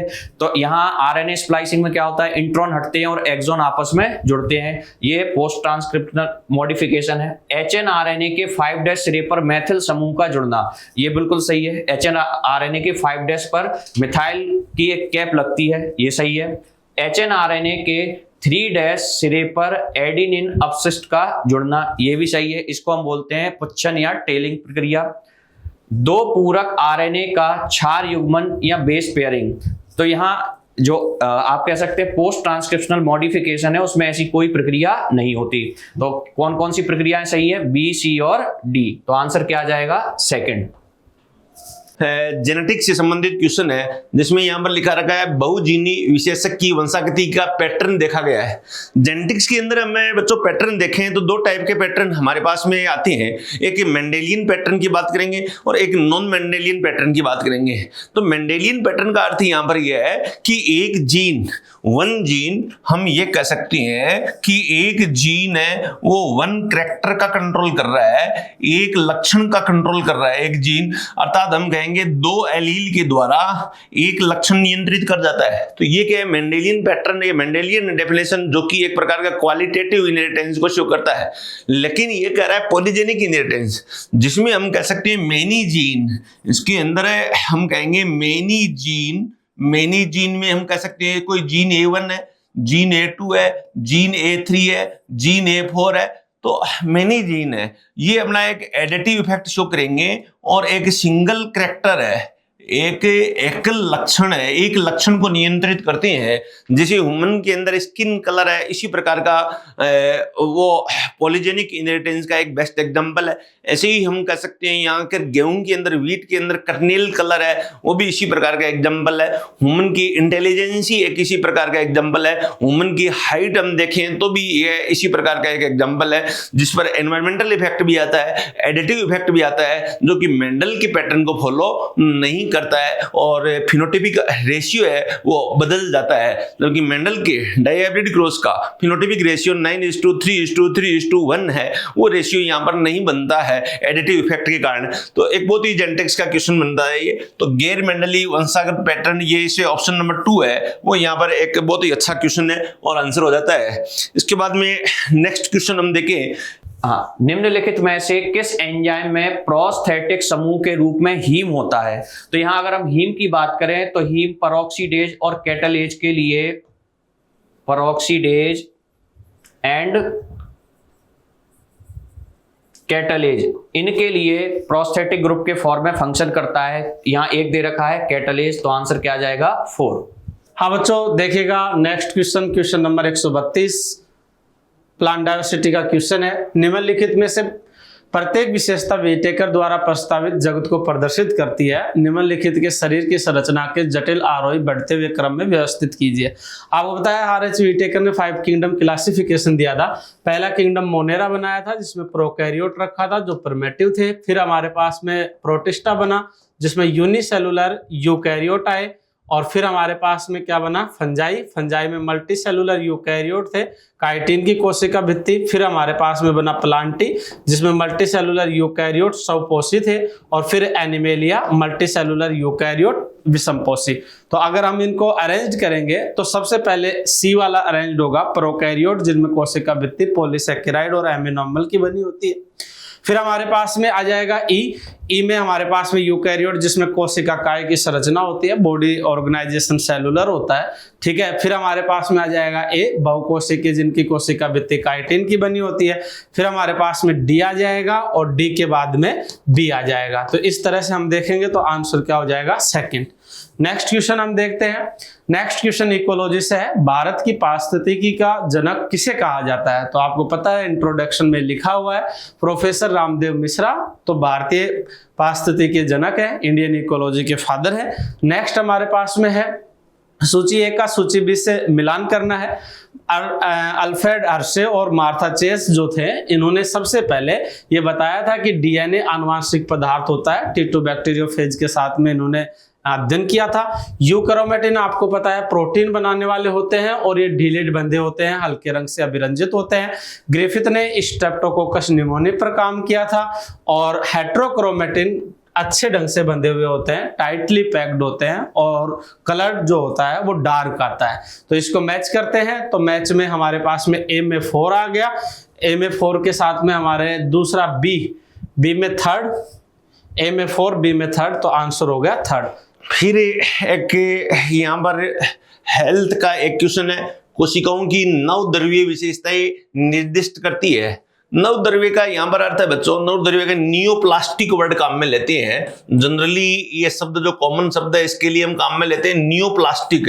तो कैंसर से रिलेटेड एक शब्द है, ट्यूमर से रिलेटेड एक शब्द है, जो कि हम कहेंगे मैलिग्नेंट प्रकार का कैंसर, उर्दू प्रकार का जो एक कैंसर है जो एक स्थान से दूसरे स्थान पर फैलता है, जिनकी कोशिकाएं टूट के दूसरे स्थान पर चली जाती है और नया कैंसर उत्पन्न कर देती है। इसलिए इसको हम क्या बोलेंगे, नियोप्लास्टिक कैंसर बोलेंगे। तो नियोप्लास्टिक कैंसर के संबंध में कुछ करैक्टर दे रखे हैं, तो हम कहेंगे कि कौन सा करैक्टर इसमें से संबंधित है। तो सबसे पहला कह रहा है प्रतिरोध भिन्न होती है, कोशिकाओं का एक पुंज के रूप में पाया जाता है। तो बिल्कुल बच्चों ध्यान रखें, मान लो कि यहाँ पर एक सेल है और इस सेल के अंदर यहाँ पर कैंसर सेल बन गई है, यहाँ पर प्रोटो ऑन्कोजिन बन गया है, तो एक पुंज बन जाता है सेल का, एक समूह बन जाता है सेल का, इस प्रकार का एक ग्रुप बन जाता है जो कि एक कैंसर सेल का करैक्टर है, जिसमें कॉन्टैक्ट इनहिबिशन का करैक्टर है वो यहाँ पर हट जाता है, जिसमें टेलोमेरेज एक्टिविटी है वो एक्टिव हो जाती है, जिसके अंदर एंजियोजेनेसिस की क्रिया है वो प्रभावित होती है।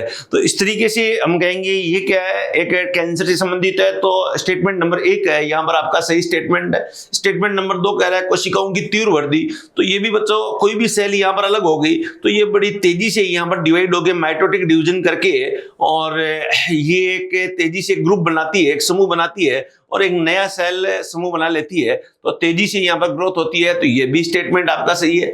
आसपास के उत्तकों पर हमला करके उन्हें क्षति पहुंचाना, तो जैसे जैसे ये सेल वृद्धि करती है तो यहाँ पर कोई भी जनरल सेल होती है, सामान्य कोई एपिथेलियल सेल या कनेक्टिव टिश्यू की सेल होती है, इसके ऊपर इस सेल का प्रेशर आएगा। प्रेशर आने से स्कार्सिटी ऑफ द फूड, भोजन की कमी होने लग जाएगी और जैसे ही भोजन की कमी होने लग जाएगी तो पास की कोशिकाएं नष्ट होने लग जाती है। तो बिल्कुल ये स्टेटमेंट भी आपका यहाँ पर सही है। डी कह रहा है मूल स्थान तक सीमित रहना। तो नियोप्लास्टिक जो कैंसर है ये मूल स्थान तक सीमित नहीं रहता, ये भिन्न भिन्न स्थानों पर एक स्थान से दूसरे स्थान तक ये क्या है फैलते रहता है। तो इसलिए हम क्या है नियोप्लास्टिक या मैलिग्नेंट कैंसर के नाम से जानते हैं। तो एक बहुत ही शानदार यहाँ पर कह सकते हैं। तो ये डी ऑप्शन इसका गलत हो जाता है। तो ABC ऑप्शन नंबर 2 में यहाँ पर दिया गया है। तो सेकंड ऑप्शन इसका एक करेक्ट आंसर के रूप में हम यहाँ पर जानते हैं। तो एक बहुत ही शानदार क्वेश्चन था। नेक्स्ट क्वेश्चन है पुनर्योगज डीएनए के निर्माण में जैल विद्युत संचलन को परिशोधित डीएनए खंडों को निष्कर्षित करके प्रयोग किया जाता है। आपको पता है रिकॉम्बिनेट डीएनए टेक्नोलॉजी में हमारे पास में जो जीन निकालते हैं, हम कई बार रैंडम मेथड से भी जीन को यादृच्छित करते हैं, तो उसमें हम पीसीआर मतलब जेल इलेक्ट्रोफोरेसिस का यूज करते हैं और फिर उसको टुकड़े को हम बाहर निकाल लेते हैं, इल्यूशन कहते हैं उसको। तो आप जानते हो स्टेटमेंट करेक्ट हो गया। दूसरा है छोटे आकार के डीएनए खंडों को एनोड के निकट देखा जा सकता है, जबकि बड़े आकार के खंडों को एग्रोज जेल में कूपों के निकट पाया जाता है। आपको पता है कि जहां से लोड किया जाता है उनको हम बोलते हैं कूप। तो आपको पता है इधर हमारे पास में नेगेटिव होता है, इधर पॉजिटिव होता है। तो जो छोटा पार्टिकल होता है वो सबसे दूर जाता है, बड़ा पार्टिकल सबसे पास होता है। तो दोनों स्टेटमेंट ही हमारे क्या है करेक्ट है। तो फर्स्ट आंसर आ जाएगा। नेक्स्ट क्वेश्चन है हमारे पास में एडिनोसिन। एडिनोसिन आपको पता है बेटा न्यूक्लियोसाइड है, एडेनिलिक एसिड न्यूक्लियोटाइड है, एडेनिन नाइट्रोजन बेस है और एलेनिन एक एमिनो एसिड है। अगर हम इसको मैच करते हैं तो ए में हमारा 3rd हो गया, बी में हमारा 2nd हो गया, सी में हमारा 1st हो गया और डी में हमारा 4th हो गया। तो आंसर क्या आ गया 3rd। हाँ, तो इसमें नेक्स्ट क्वेश्चन में देखें, निम्नलिखित पर विचार करें। इसमें पहला स्टेटमेंट दे रखा है मानव स्त्री युग्मक जनन के लिए न्यूनकारी विभाजन नर युग्मक जनन की तुलना में पहले प्रारंभ होता है। सही स्टेटमेंट है, क्योंकि फीमेल के अंदर या मानव मादा के अंदर ये एम्ब्रियोनिक स्टेज में ही शुरू हो जाता है, जबकि नर के अंदर जो युग्मक जनन की क्रिया प्रारंभ होती है या उसमें न्यूनकारी विभाजन अगर शुरू होते हैं तो वो आफ्टर प्यूबर्टी होते हैं, यौवनारंभ के बाद होते हैं। इसका मतलब पहला स्टेटमेंट सही है। दूसरा स्टेटमेंट अगर हम देखें, प्रथम सूत्रीय विभाजन और द्वितीय सूत्रीय विभाजन के बीच का अंतराल स्त्रियों की तुलना में पुरुषों के लिए बहुत कम होता है। सही है। स्त्रियों में प्रथम अर्धसूत्री विभाजन और द्वितीय अर्धसूत्री विभाजन। प्रथम अर्धसूत्री विभाजन तो कब हो जाता है? इसमें प्यूबर्टी आते ही जो टर्शियरी फॉलिकल है उसमें स्टार्ट हो जाएगा। टर्शियरी फॉलिकल में फर्स्ट मियोटिक डिवीजन हो जाएगा, उसके बाद वो सेकेंडरी oocyte बनने के बाद फैलोपियन ट्यूब में जाएगा। फैलोपियन ट्यूब में जाने के बाद फर्टिलाइजेशन की जो प्रोसेस होती है उसी टाइम उसमें सेकेंडरी डिवीजन कंप्लीट होता है, उससे पहले डिवीजन नहीं होता है। इसका मतलब उसमें काफ़ी लंबा गैप होता है। जबकि मेल के अंदर जो है वो क्या होगा, फर्स्ट मियोटिक डिवीजन और सेकंड मियोटिक डिवीजन है वो एक साथ कंटिन्यूस हो जाते हैं, उसमें कहीं भी बीच में पोज नहीं होते। इसका मतलब क्या दे रखा है, प्रथम सूत्री विभाजन और द्वितीय सूत्री विभाजन के बीच का अंतराल स्त्रियों की तुलना में पुरुषों के लिए बहुत ही कम होता है। तो ये भी सही है। तो ये ए और बी दोनों स्टेटमेंट सही है। तीसरा दे रखा है प्रथम ध्रुवीय पिंड प्राथमिक अंडक के निर्माण से संबद्ध है, ये गलत है। प्रथम ध्रुवीय पिंड फर्स्ट पोलर बॉडी जो होती है वो सेकेंडरी oocyte के साथ बनती है, जबकि यहाँ क्या बता रखा है, प्राथमिक oocyte के साथ बता रखा है। इसका मतलब ये गलत स्टेटमेंट हो गया।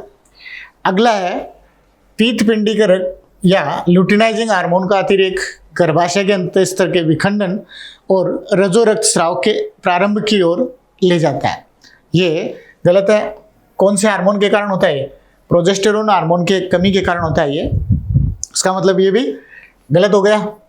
तो इसमें ये स्टेटमेंट पूछा नीचे दिए गए विकल्पों में सही उत्तर चुने, तो सही कौन कौन से हो गए? ए और बी सही है, तो ये पहला ही ऑप्शन इसका करेक्ट ऑप्शन हो जाएगा। क्लियर? टैक्सोनॉमी का क्वेश्चन है, साइक्लोस्टोमेटा वर्ग के सभी प्राणी किस प्रकार के होती हैं? तो साइक्लोस्टोमेटा के जो प्राणी होती हैं एक विशेष प्रकार का कैरेक्टर रखते हैं। ये एक पैरासाइट के रूप में पाए जाते हैं जिनका माउथ है वो सकिंग माउथ होता है, जिनकी हम कहेंगे टंग जो होती है वो यहाँ पर रेस्पिंग प्रकार की टंग पाई जाती है, जो फिश के ऊपर ये चिपके रहते हैं अपने सकिंग माउथ के कारण। तो इसलिए हम कहेंगे ये एक एक्टोपैरासाइट है भाई, ये परजीवी के रूप में ये पाए जाते हैं। तो फोर्थ ऑप्शन इसका यहाँ पर बच्चों करेक्ट आंसर हो जाता है। तो इस तरीके से ये क्वेश्चन बहुत अच्छे क्वेश्चन हमने यहाँ पर सोल्व किए बच्चों। Okay, thank you. इसके बाद में आगे वाले क्वेश्चन है हमारे नेक्स्ट सर बताएंगे। 140 नंबर फिर से बॉटनी का क्वेश्चन है, बीच में जूलॉजी के क्वेश्चंस थे।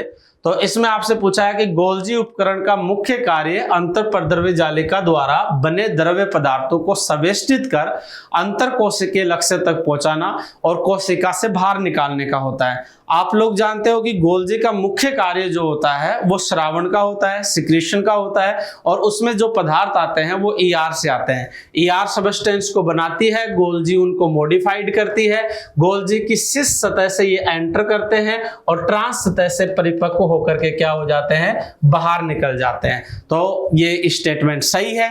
दूसरा रीजन आपसे कह रहा है अंतर परद्रव्य जालिका द्वारा निर्मित द्रव्य युक्त पुट्टिकाएं गोल्जी उपकरण के शीर्ष सिरे से युग्मित होती है, मतलब एंटर करती है और रूपांतरित होकर के ट्रांस सिरे से क्या हो जाती है, बाहर निकल जाती है। तो हम देखते हैं तो ए और आर दोनों सही है और व्याख्या भी सही है।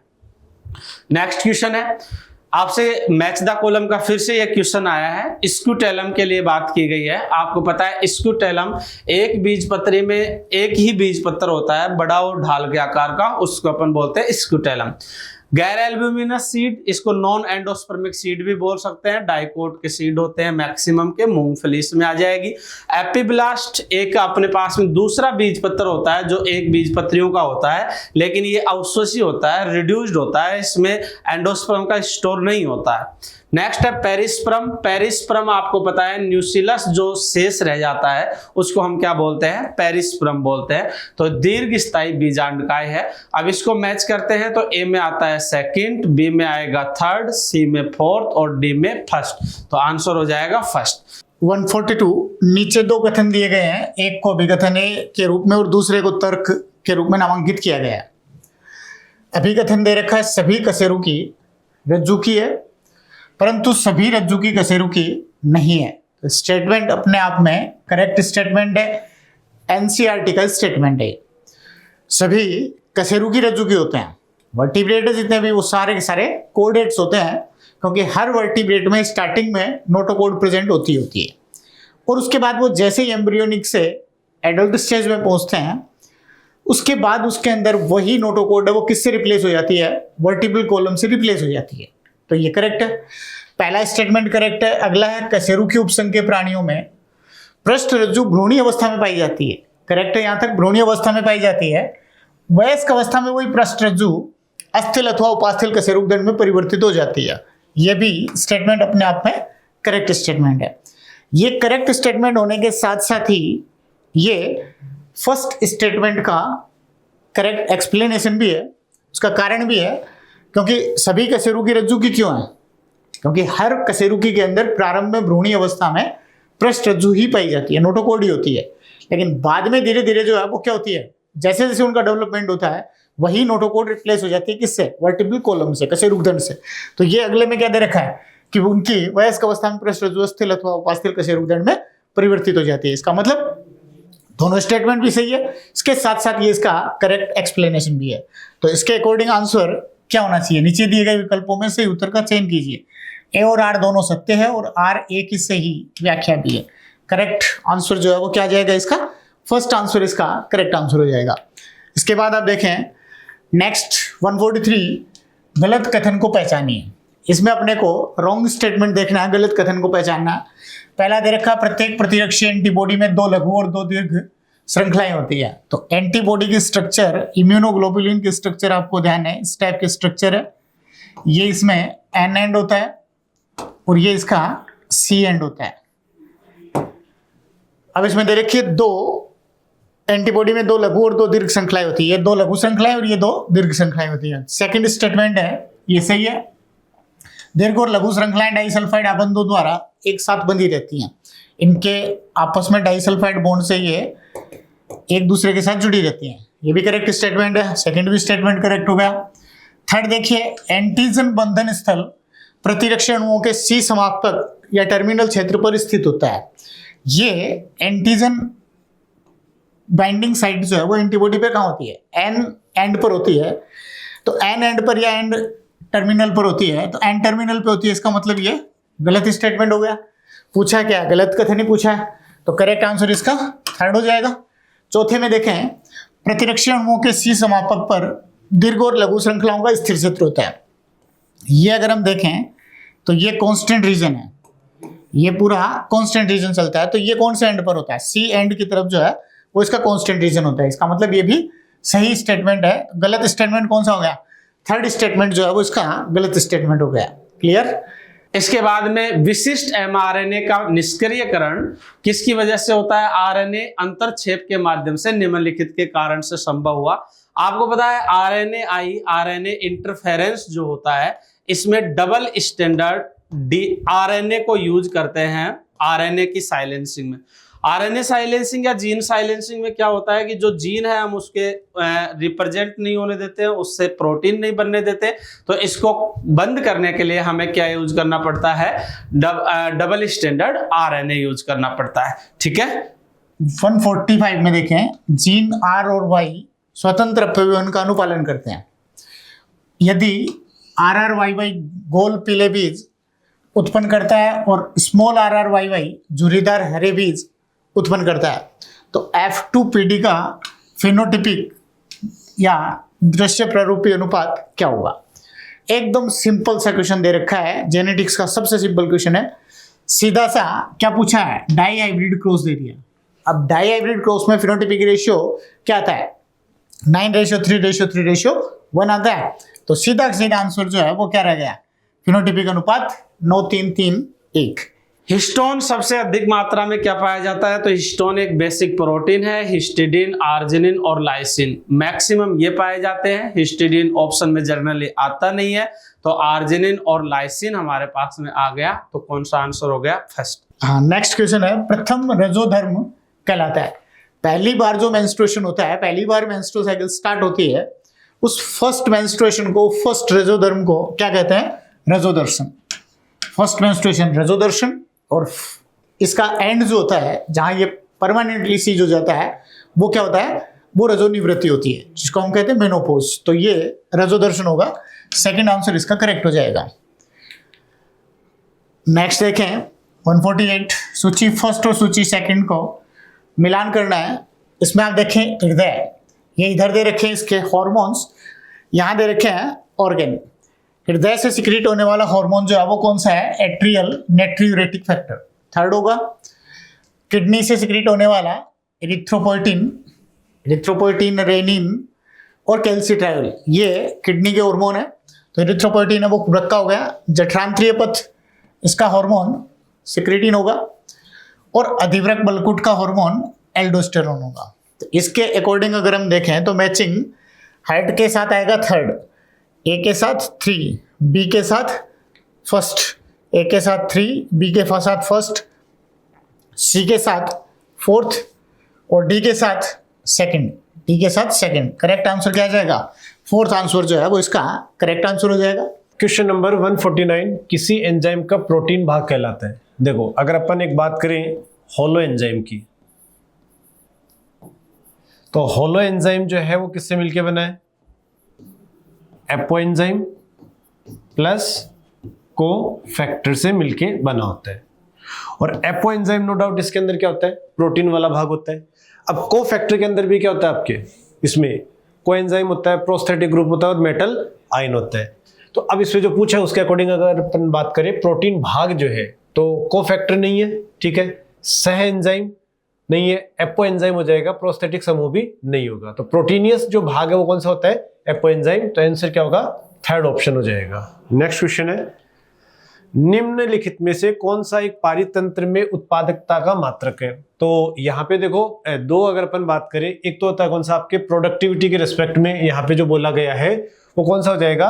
अगर अपन एनर्जी की बात करें तो यहाँ पे क्या हो जाएगा? किलो कैलोरी प्रति मीटर स्क्वायर प्रति ईयर। तो इसका आंसर क्या होगा? फोर्थ ऑप्शन हो जाएगा। ठीक है। 151, शकरकंदी और आलू एक निश्चित प्रकार के विकास को प्रदर्शित करते हैं। पोटैटो एंड स्वीट पोटैटो, ये दोनों किसको शो कर रहे हैं? एक निश्चित प्रकार के विकास को प्रदर्शित करते हैं। विकास को समझाने के लिए पदों के सही संयोजन को चुनिए। कौन सा विकास है और ये ऑर्गन कौन से हैं? ये अभिसारी विकास होता है और इसके साथ साथ ऑर्गन कौन से होते हैं? तुल्य रूपी ऑर्गन, या इसको क्या कहेंगे? अनुरूपता कह सकते हैं, समरूपता कह सकते हैं। तो ये समरूपी ऑर्गन, ये समरूपी अंग और अभिसारी विकास होता है, क्योंकि इनके अंदर जो है वो क्या हो रहा है? ओरिजिन डिफरेंट है। आलू और शकरकंद दोनों के अंदर जो है इनकी ओरिजिन है वो अलग अलग है। आलू तने का रूपांतरण है और शकरकंद जड़ का रूपांतरण है। तो इन दोनों में अगर हम देखें तो दोनों अलग अलग ओरिजिन के हैं, लेकिन फंक्शन दोनों का सेम है। दोनों क्या काम कर रहे हैं? दोनों भोजन का संग्रह करने का काम कर रहे हैं। इसलिए तुल्य रूपी या समरूपी आता तो समरूपी हो जाता, तो तुल्य रूपता या समरूपता और किसका कौन सा विकास है? अभिसारी विकास है। करेक्ट आंसर क्या जाएगा इसका? फर्स्ट आंसर चला जाएगा। इस क्वेश्चन में देखें, इसमें दे रखा है प्रदत्त पेडिग्री की सहायता से F3 पीढ़ी में जन्मी संतति के रोग मुक्त और वाहक होने की प्रायिकता ज्ञात करें। तो सबसे पहले आपको देखना है, इसमें पूछा क्या कि जो F3 जनरेशन बात कर रहे हैं हम, F3 जनरेशन पे जा रहे हैं। F3 जनरेशन के अंदर जो प्रोजेनी आ रही है उसमें रोग मुक्त और उसके साथ साथ वाहक होने की प्रायिकता क्या रहेगी? तो रोग मुक्त और वाहक, वाहक जो होती है वो अपने आप में रोग मुक्त संततियां होती हैं, क्योंकि उसके अंदर रोग के लक्षण नहीं दिखते, लेकिन वो रोग को आगे अगली पीढ़ी पे ले जा सकती है। क्लियर? इसका मतलब ये आपको किस तरह के कैरियर जो प्रोजेनी है उसकी पहचान करनी है कि कैरियर प्रोजेनी कितनी होगी। क्लियर यहां तक? अब आप देखें कि किस तरह की इनहेरिटेंस है। ये इनहेरिटेंस है वो एक्स लिंक्ड रिसेसिव इनहेरिटेंस है। एक्स लिंक्ड रिसेसिव इनहेरिटेंस इसलिए क्योंकि इसमें जो कैरियर दे रखा है, कैरियर हमेशा रिसेसिव का ही बनता है, या तो एक्स लिंक्ड रिसेसिव हो या फिर वो ऑटोसोमल रिसेसिव हो। इनके ही कैरियर बनेंगे, डोमिनेंट के कैरियर बनने नहीं। अब आप देखिए एक्स लिंक्ड कैरियर होता है उसका साइन ये होता है, और ऑटोसोमल कैरियर का साइन होता है वो हाफ शेडेड होता है, ये होता है। तो इसका मतलब बात कर रहे हैं अपन एक्स लिंक्ड रिसेसिव है। यहां ये जो है वो किस तरह का है? ये कैरियर है XCX, ये इफेक्टेड है मेल, तो XCY। अब इनकी जो प्रोजेनी आ रही है वो किस टाइप की आ रही है? एक प्रोजेनी आ रही है वो XC, ये हो गई फीमेल। दूसरी जो प्रोजेनी आ रही है वो XCY, ये मेल, XCY, ये भी इफेक्टेड होगा, ये भी इफेक्टेड है।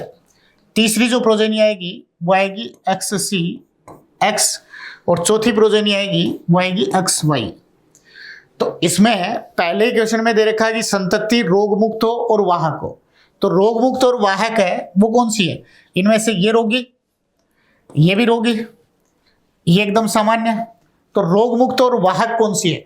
तो ये वाहक भी है और उसके साथ साथ खुद के अंदर रोग के लक्षण भी नहीं दिख रहे। इसका मतलब 4 में से 1 आ रही, तो प्रायिकता 1/4 हो जाएगी। तो करेक्ट आंसर क्या चला जाएगा इसका? फर्स्ट आंसर इसका करेक्ट आंसर जाएगा। हाँ, अब यहाँ पे देखो असर्शन और रीजन दे रखे हैं। टेपिटम की कोशिकाओं में सघन कोशिका द्रव्य पाया जाता है और इनमें सामान्यतः 1 से अधिक केंद्रक होते हैं। टेपिटम में 1 से अधिक केंद्र की उपस्थिति विकसित हो रही लघु बीजाणु मात्र कोशिकाओं का पोषण करने की दक्षता को बढ़ा देता है। अब इसका तात्पर्य ये है यहाँ पर, जैसे अगर अपन टेपिटम सेल की बात करें तो इसके अंदर मल्टी न्यूक्लिएटेड कंडीशन होती है। अब मल्टी न्यूक्लिएटेड कंडीशन कैसे होती है? माइटोसिस, एंडोमाइटोसिस होता है, जिससे क्या होता है आपके मल्टी न्यूक्लिएटेड कंडीशन होता है। अब ऐसा मल्टी न्यूक्लिएटेड कंडीशन होना क्यों है इसके अंदर जरूरी? क्योंकि यहाँ पर यही टेपिटम जो परत है, ये टेपिटम परत क्या करती है? न्यूट्रिशन देती है डेवलपिंग किसको? लघु बीजाणु मात्र कोशिका, लघु बीजाणु पराकणों क्या करती है? न्यूट्रिशन देती है। तो इसीलिए लघु बीजाणु मात्र कोशिका को न्यूट्रिशन देने के लिए इसकी जो कोशिका है टेपिटम की, वो सघन कोशिका द्रव्य युक्त होती है और उसमें 1 से अधिक क्या होते हैं? केंद्रक पाए जाते हैं। तो बिल्कुल करेक्ट है इसका जो है वो एक्सप्लेनेशन है, मतलब फर्स्ट ऑप्शन इसका सही हो जाएगा। नेक्स्ट, एक एंजियोस्पर्म आवर्तबीजी पादप में गुरु बीजाणु मात्र कोशिकाओं से परिपक्व मादा युग्मकोद्भिद के विकास में कितने अर्धसूत्री और समसूत्री विभाजन होते हैं? तो जैसे सपोज एक गुरु बीजाणु मात्र कोशिका है जिसमें गुणसूत्रों की संख्या 2n है। अब इसमें क्या हुआ? मियोसिस, और मियोसिस के परिणाम स्वरूप क्या बने? 4 गुरु बीजाणु का क्या हो गया? निर्माण हो गया, जिसमें से 3 डीजनरेट हो जाएंगे, अफासित हो जाएगा, और एक क्या होगा? सक्रिय होगा। अब इसी के अंदर निरंतर रूप से 3 समसूत्री विभाजन होंगे। तो एक समसूत्री विभाजन से 2, दूसरे समसूत्री विभाजन से 4, और तीसरे समसूत्री विभाजन से क्या हो जाएंगे? 8 केंद्रक बनेंगे, और उसी के परिणाम स्वरूप जो है वो आपके केंद्रक की व्यवस्था होगी और अरेंजमेंट होकर के इनके चारों तरफ जो है वो आपके परत का निर्माण हो जाएगा, जिसके कारण से आप इसको बोल सकते हो भ्रूण कोश या एम्ब्रियो सैक बोल सकते हो। तो एंजियोस्पर्म के अंदर जो भ्रूण कोश है वो कितना होता है? 7 कोश की 8 केंद्र की अवस्था के रूप में पाया जाता है। तो इसके लिए इसमें एक तो होता है अर्धसूत्री विभाजन और 3 होते हैं सूत्री विभाजन या समसूत्री विभाजन होता है। तो थर्ड ऑप्शन आ जाएगा इसका। नेक्स्ट अगर अपन देखें, निम्न में से कौन सा एक व्यास सममित? देखो एक व्यास सममित का चिन्ह होता है परसेंटेज, ठीक है। अब एक व्यास सममित जितने भी जो एनसीईआरटी बेस्ड अगर अपन कुल की बात करें तो उसमें से एक कुल है कौन सा? फाबेसी। और फाबेसी जो है उसके अंदर क्या एग्जांपल आता है? देखो पिटूनिया, धतूरा, मटर और मिर्च। तो पिटूनिया सोलेनेसी का है, धतूरा भी सोलेनेसी का है, मिर्च भी सोलेनेसी से संबंधित है, बट मटर जो है वो आपके फाबेसी से संबंधित है। तो इसका आंसर होगा थर्ड। तो एक व्यास सममित का मतलब क्या होता है? इसको बिल्कुल सेंट्रल एक्सिस से जो है वो आपके कट करना होता है, तभी 2 भागों के अंदर क्या होता है? बराबर विभक्त होता है, ठीक है।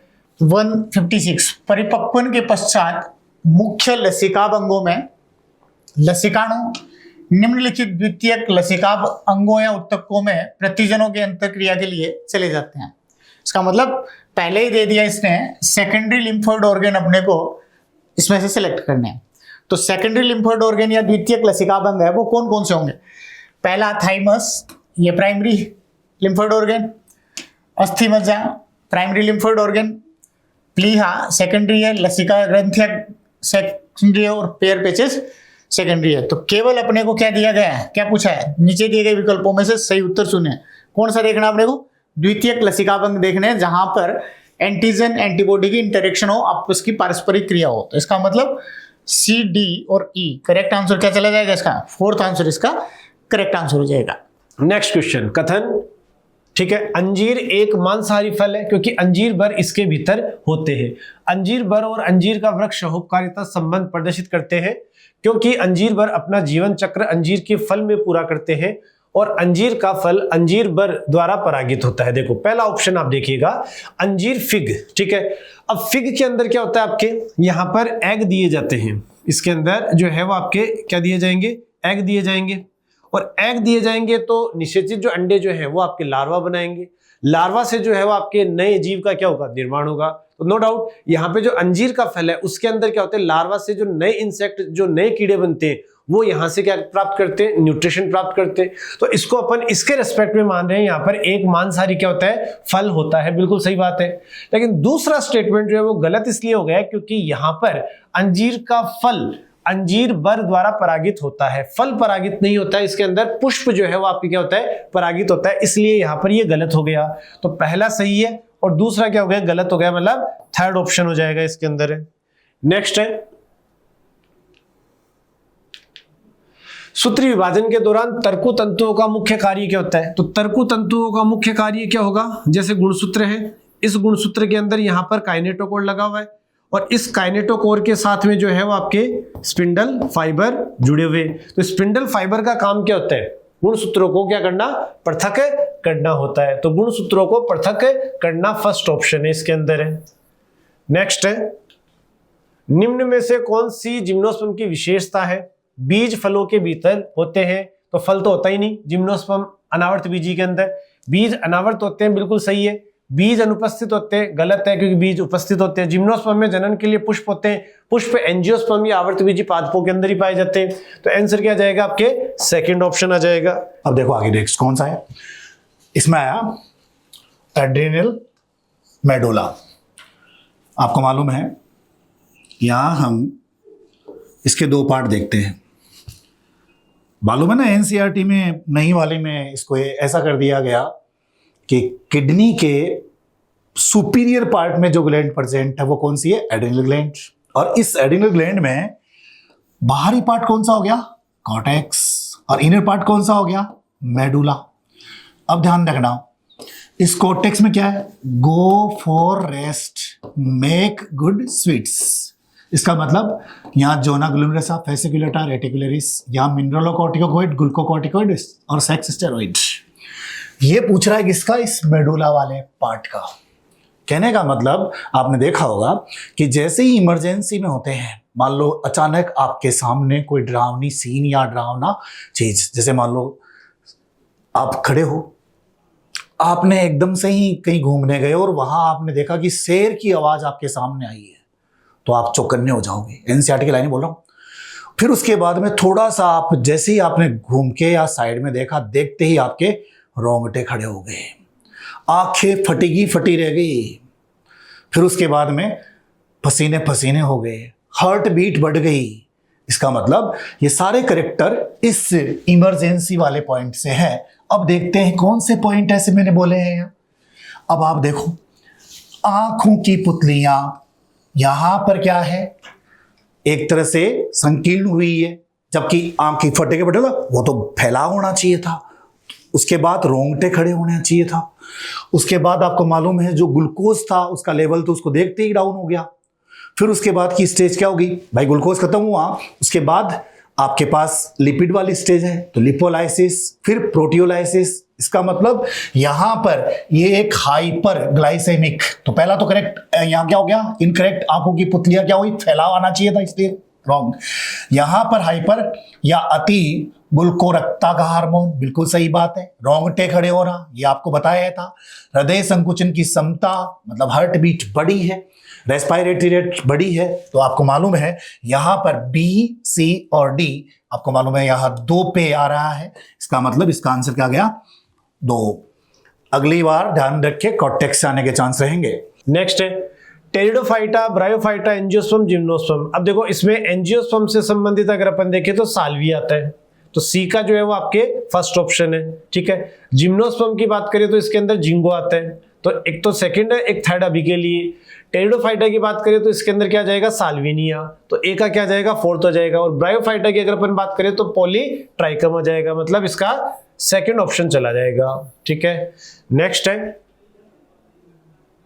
अब देखो यहां पर जेनेटिक कोड से रिलेटेड है, आनुवंशिक कोड से रिलेटेड है। तो यहां पर अगर अपन बात करें जैसे AUG जो स्टार्ट कोडोन के नाम से जाना जाता है, जो मेथियोनिन को कोड करता है, तो ये ट्रिपलेट के रूप में होता है, 3 न्यूक्लियोटाइड होते हैं। तो ये अवधारणा, ये जो एक कॉन्सेप्ट है, ये कॉन्सेप्ट किसने दिया था, जॉर्ज गेमो ने दिया था। तो आंसर क्या हो जाएगा, फर्स्ट ऑप्शन हो जाएगा।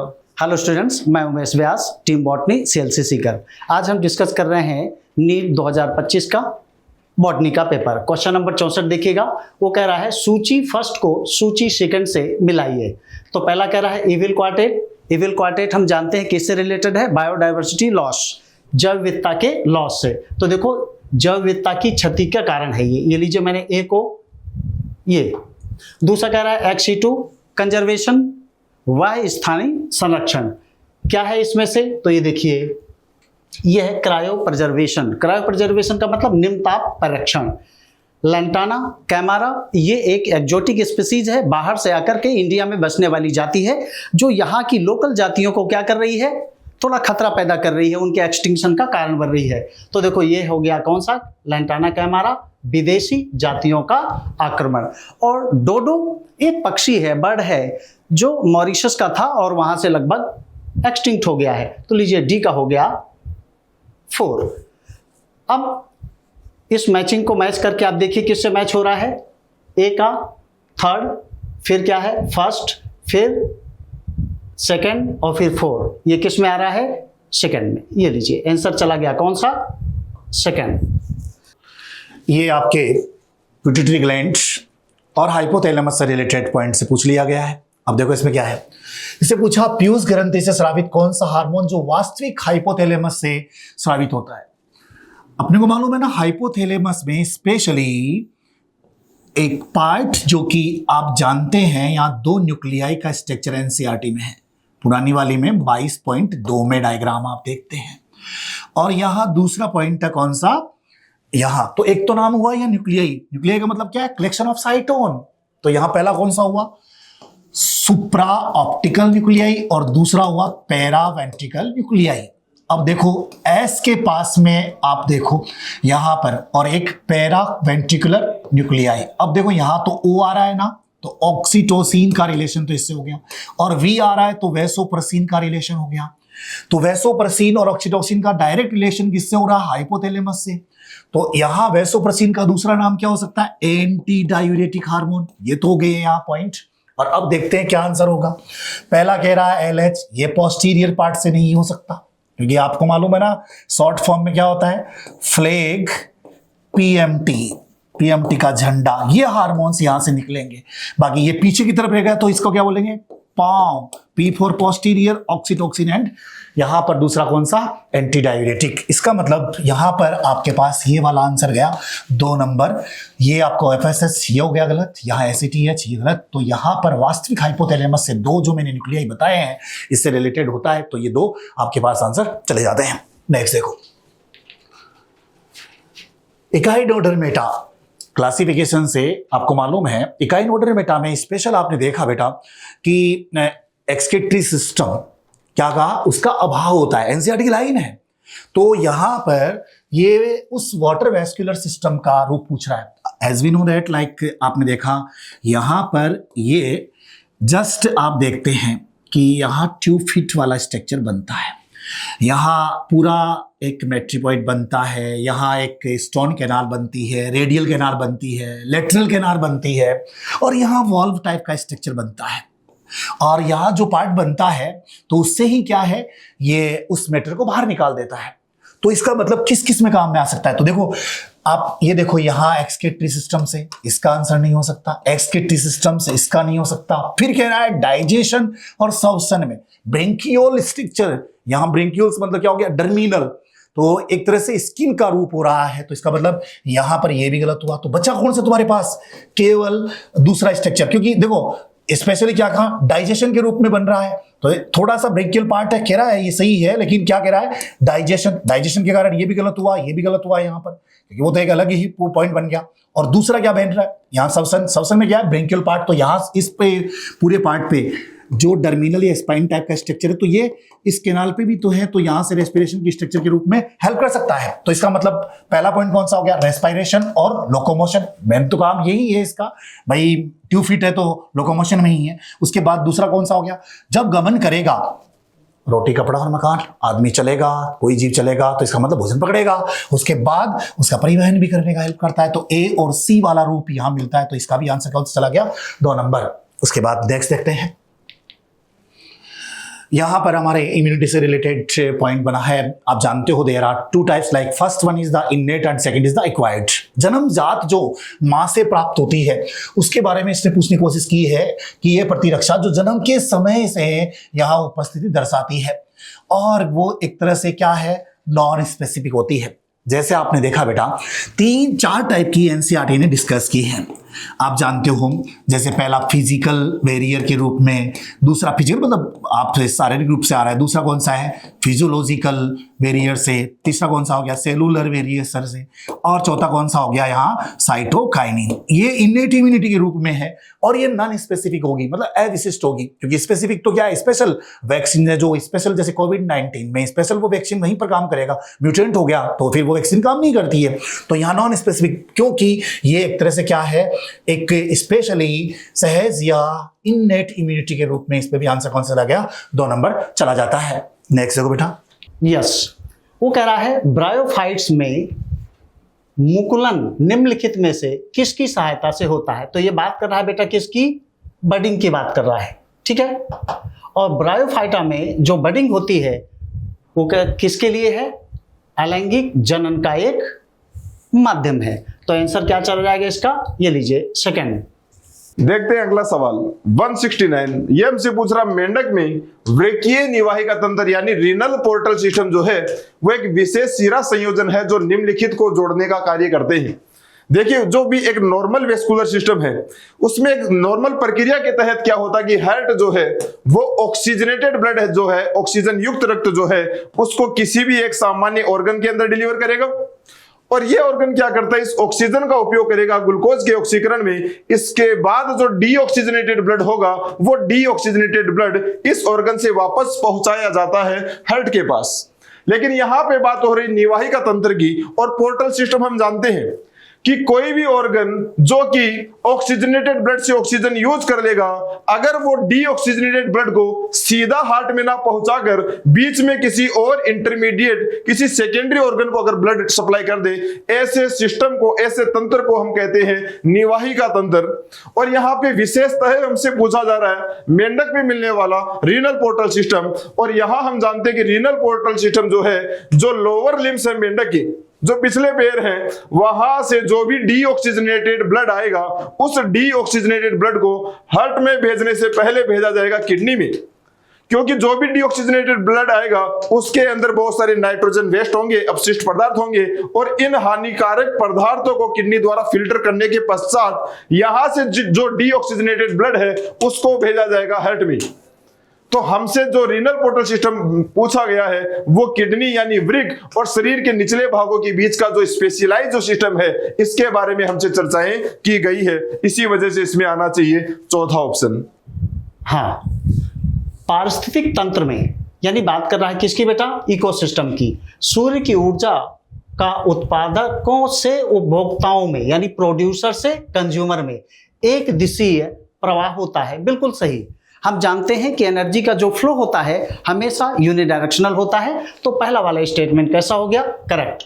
दूसरा कह रहा है पारिस्थितिक तंत्र में ऊष्मा गतिकी के द्वितीय नियम, सेकेंड लॉ ऑफ थर्मोडायनेमिक्स से अवमुक्त है। अवमुक्त का मतलब समझ गए ना बेटा, फ्री है कह रहा है। नहीं, ये बात कैसी हो गई, गलत हो गई।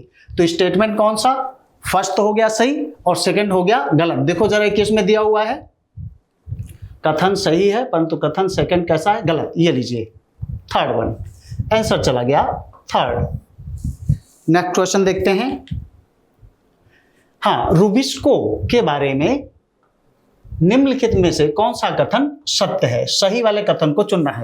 सॉरी, तो ये बात कर रहा है किसकी, रूबिस्को की बात। रूबिस्को हम जानते हैं कि C3 साइकिल में क्या काम करता है, ये लिखा जाएगा रूबिस्को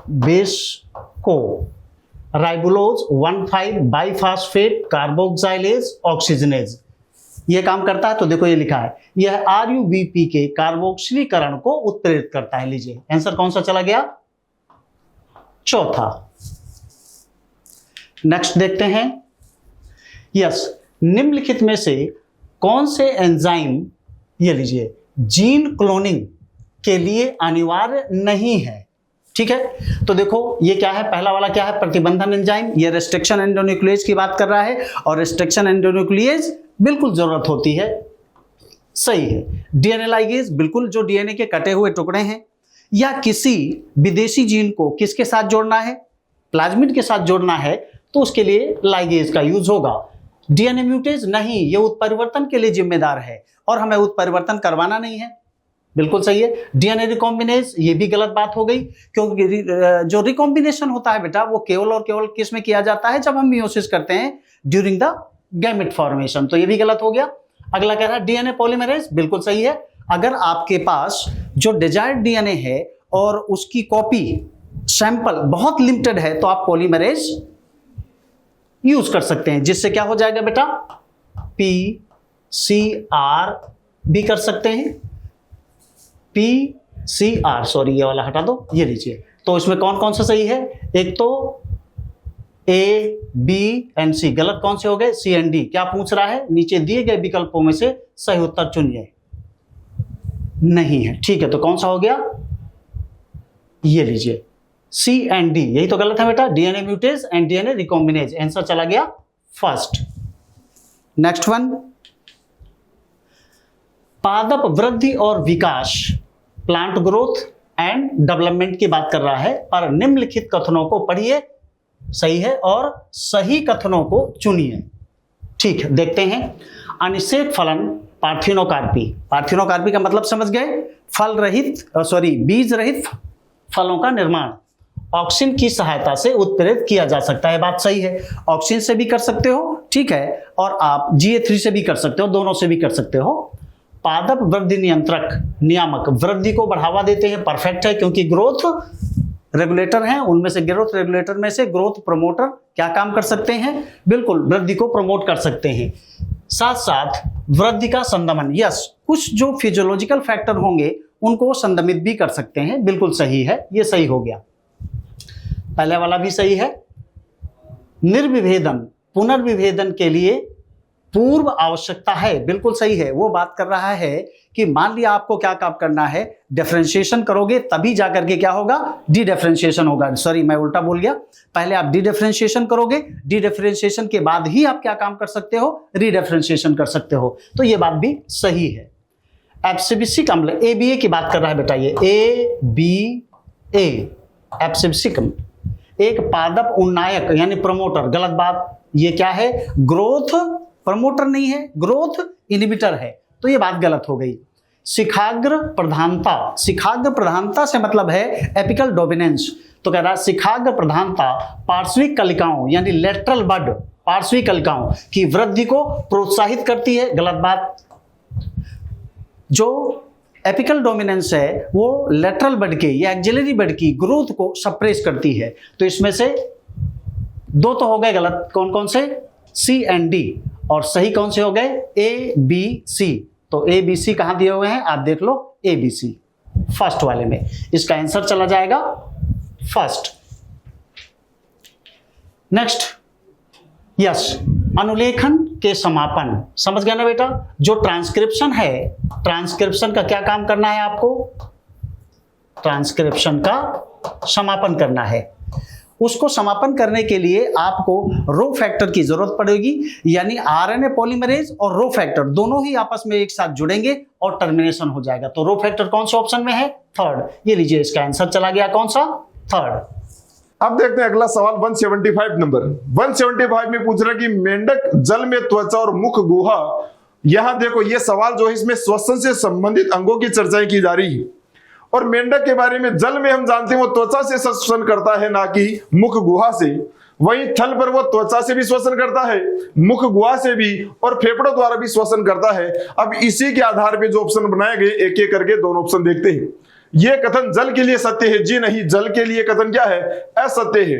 आगे अगले ऑप्शन में अगर देखें, ये कथन जल और थल पर्यावरण दोनों के लिए सत्य है, जी नहीं, जल के लिए तो असत्य है। और वो हमें देखने को मिल रहा है तीसरे ऑप्शन में, जल के लिए असत्य और थल के लिए कथन क्या है, सत्य, और इसी वजह से इसमें आ जाना चाहिए तीसरा ऑप्शन।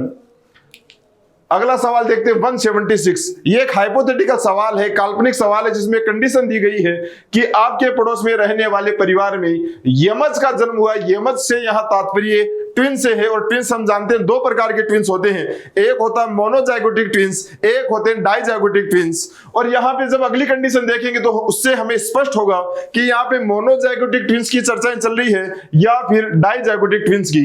यहाँ पे यमज जो है एक लड़का और एक लड़की है, यानी दोनों का जेंडर डिफरेंट है, और दोनों का जेंडर जहां डिफरेंट होता है वहां पे ट्विंस का प्रकार होता है डाइजाइगोटिक ट्विंस। और अगर दोनों का जेंडर सेम होते, दोनों लड़के या दोनों लड़कियां होती, तो वहां हमें कहना पड़ता कि दोनों मोनोजाइगोटिक ट्विंस है। पर यहां पे स्पष्टतः हमें डाइजाइगोटिक ट्विंस की चर्चाएं दी गई है, जिन्हें हिंदी में हम द्विअंडज या भात्र यमज भी कहते हैं। और यहां से नाम से स्पष्ट है, द्विअंडज यानी दो एग रिलीज होंगे और दोनों एग अलग अलग स्पर्म द्वारा जो है वो फर्टिलाइज किए जाएंगे, और दोनों आगे चल के अलग अलग जायगोट में डेवलप होंगे, अलग अलग उनका इम्प्लांटेशन होगा, और प्रसव के बाद जो ट्विंस पैदा होंगे उन्हें हम कहते हैं द्विअंडज या डाइजाइगोटिक ट्विंस।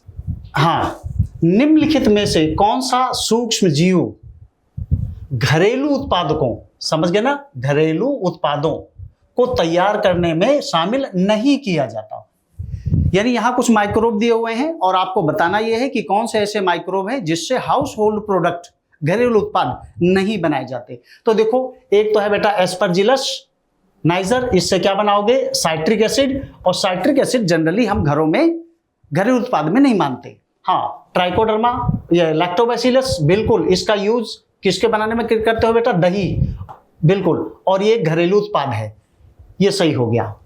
अगला कह रहा है ट्राइकोडर्मा पॉलीस्पोरम, बेटा ट्राइकोडर्मा पॉलीस्पोरम से हम बनाते हैं साइक्लोस्पोरिन ए, यहां भी ये घरेलू उत्पाद में नहीं आएगा, तो इसको भी आप कैंसिल कर सकते हैं। और अगला है सैक्रोमाइसिस सर्विसी, यस, ये ब्रीवर्स ईस्ट भी कहलाता है, एंड इसको बेकिंग ईस्ट भी बोलते हैं। बेकिंग में मान लिया आपको बिस्किट बनाने हैं, ब्रेड बनाने हैं, तो इनमें इसका यूज किया जा सकता है, तो ये बात सही हो गया। प्रोपियोनी बैक्टम सरमानी बिल्कुल सही है, ये चीज बनाने में किया जाता है, और चीज भी एक क्या है, घरेलू उत्पाद है। तो कौन कौन से घरेलू उत्पाद नहीं हुए, सही है, एक तो जब हम साइट्रिक एसिड बनाएंगे एस्परजिलस नाइगर से, ये घरेलू उत्पाद बनाने में प्रयोग नहीं होगा। लैक्टोबैसिलस यूज होगा, ट्राइकोडर्मा पॉलीस्पोरम ये भी नहीं होगा, साइक्रोमाइसिस सर्विसी, यस, इसका उपयोग होगा घरेलू उत्पाद बनाने में।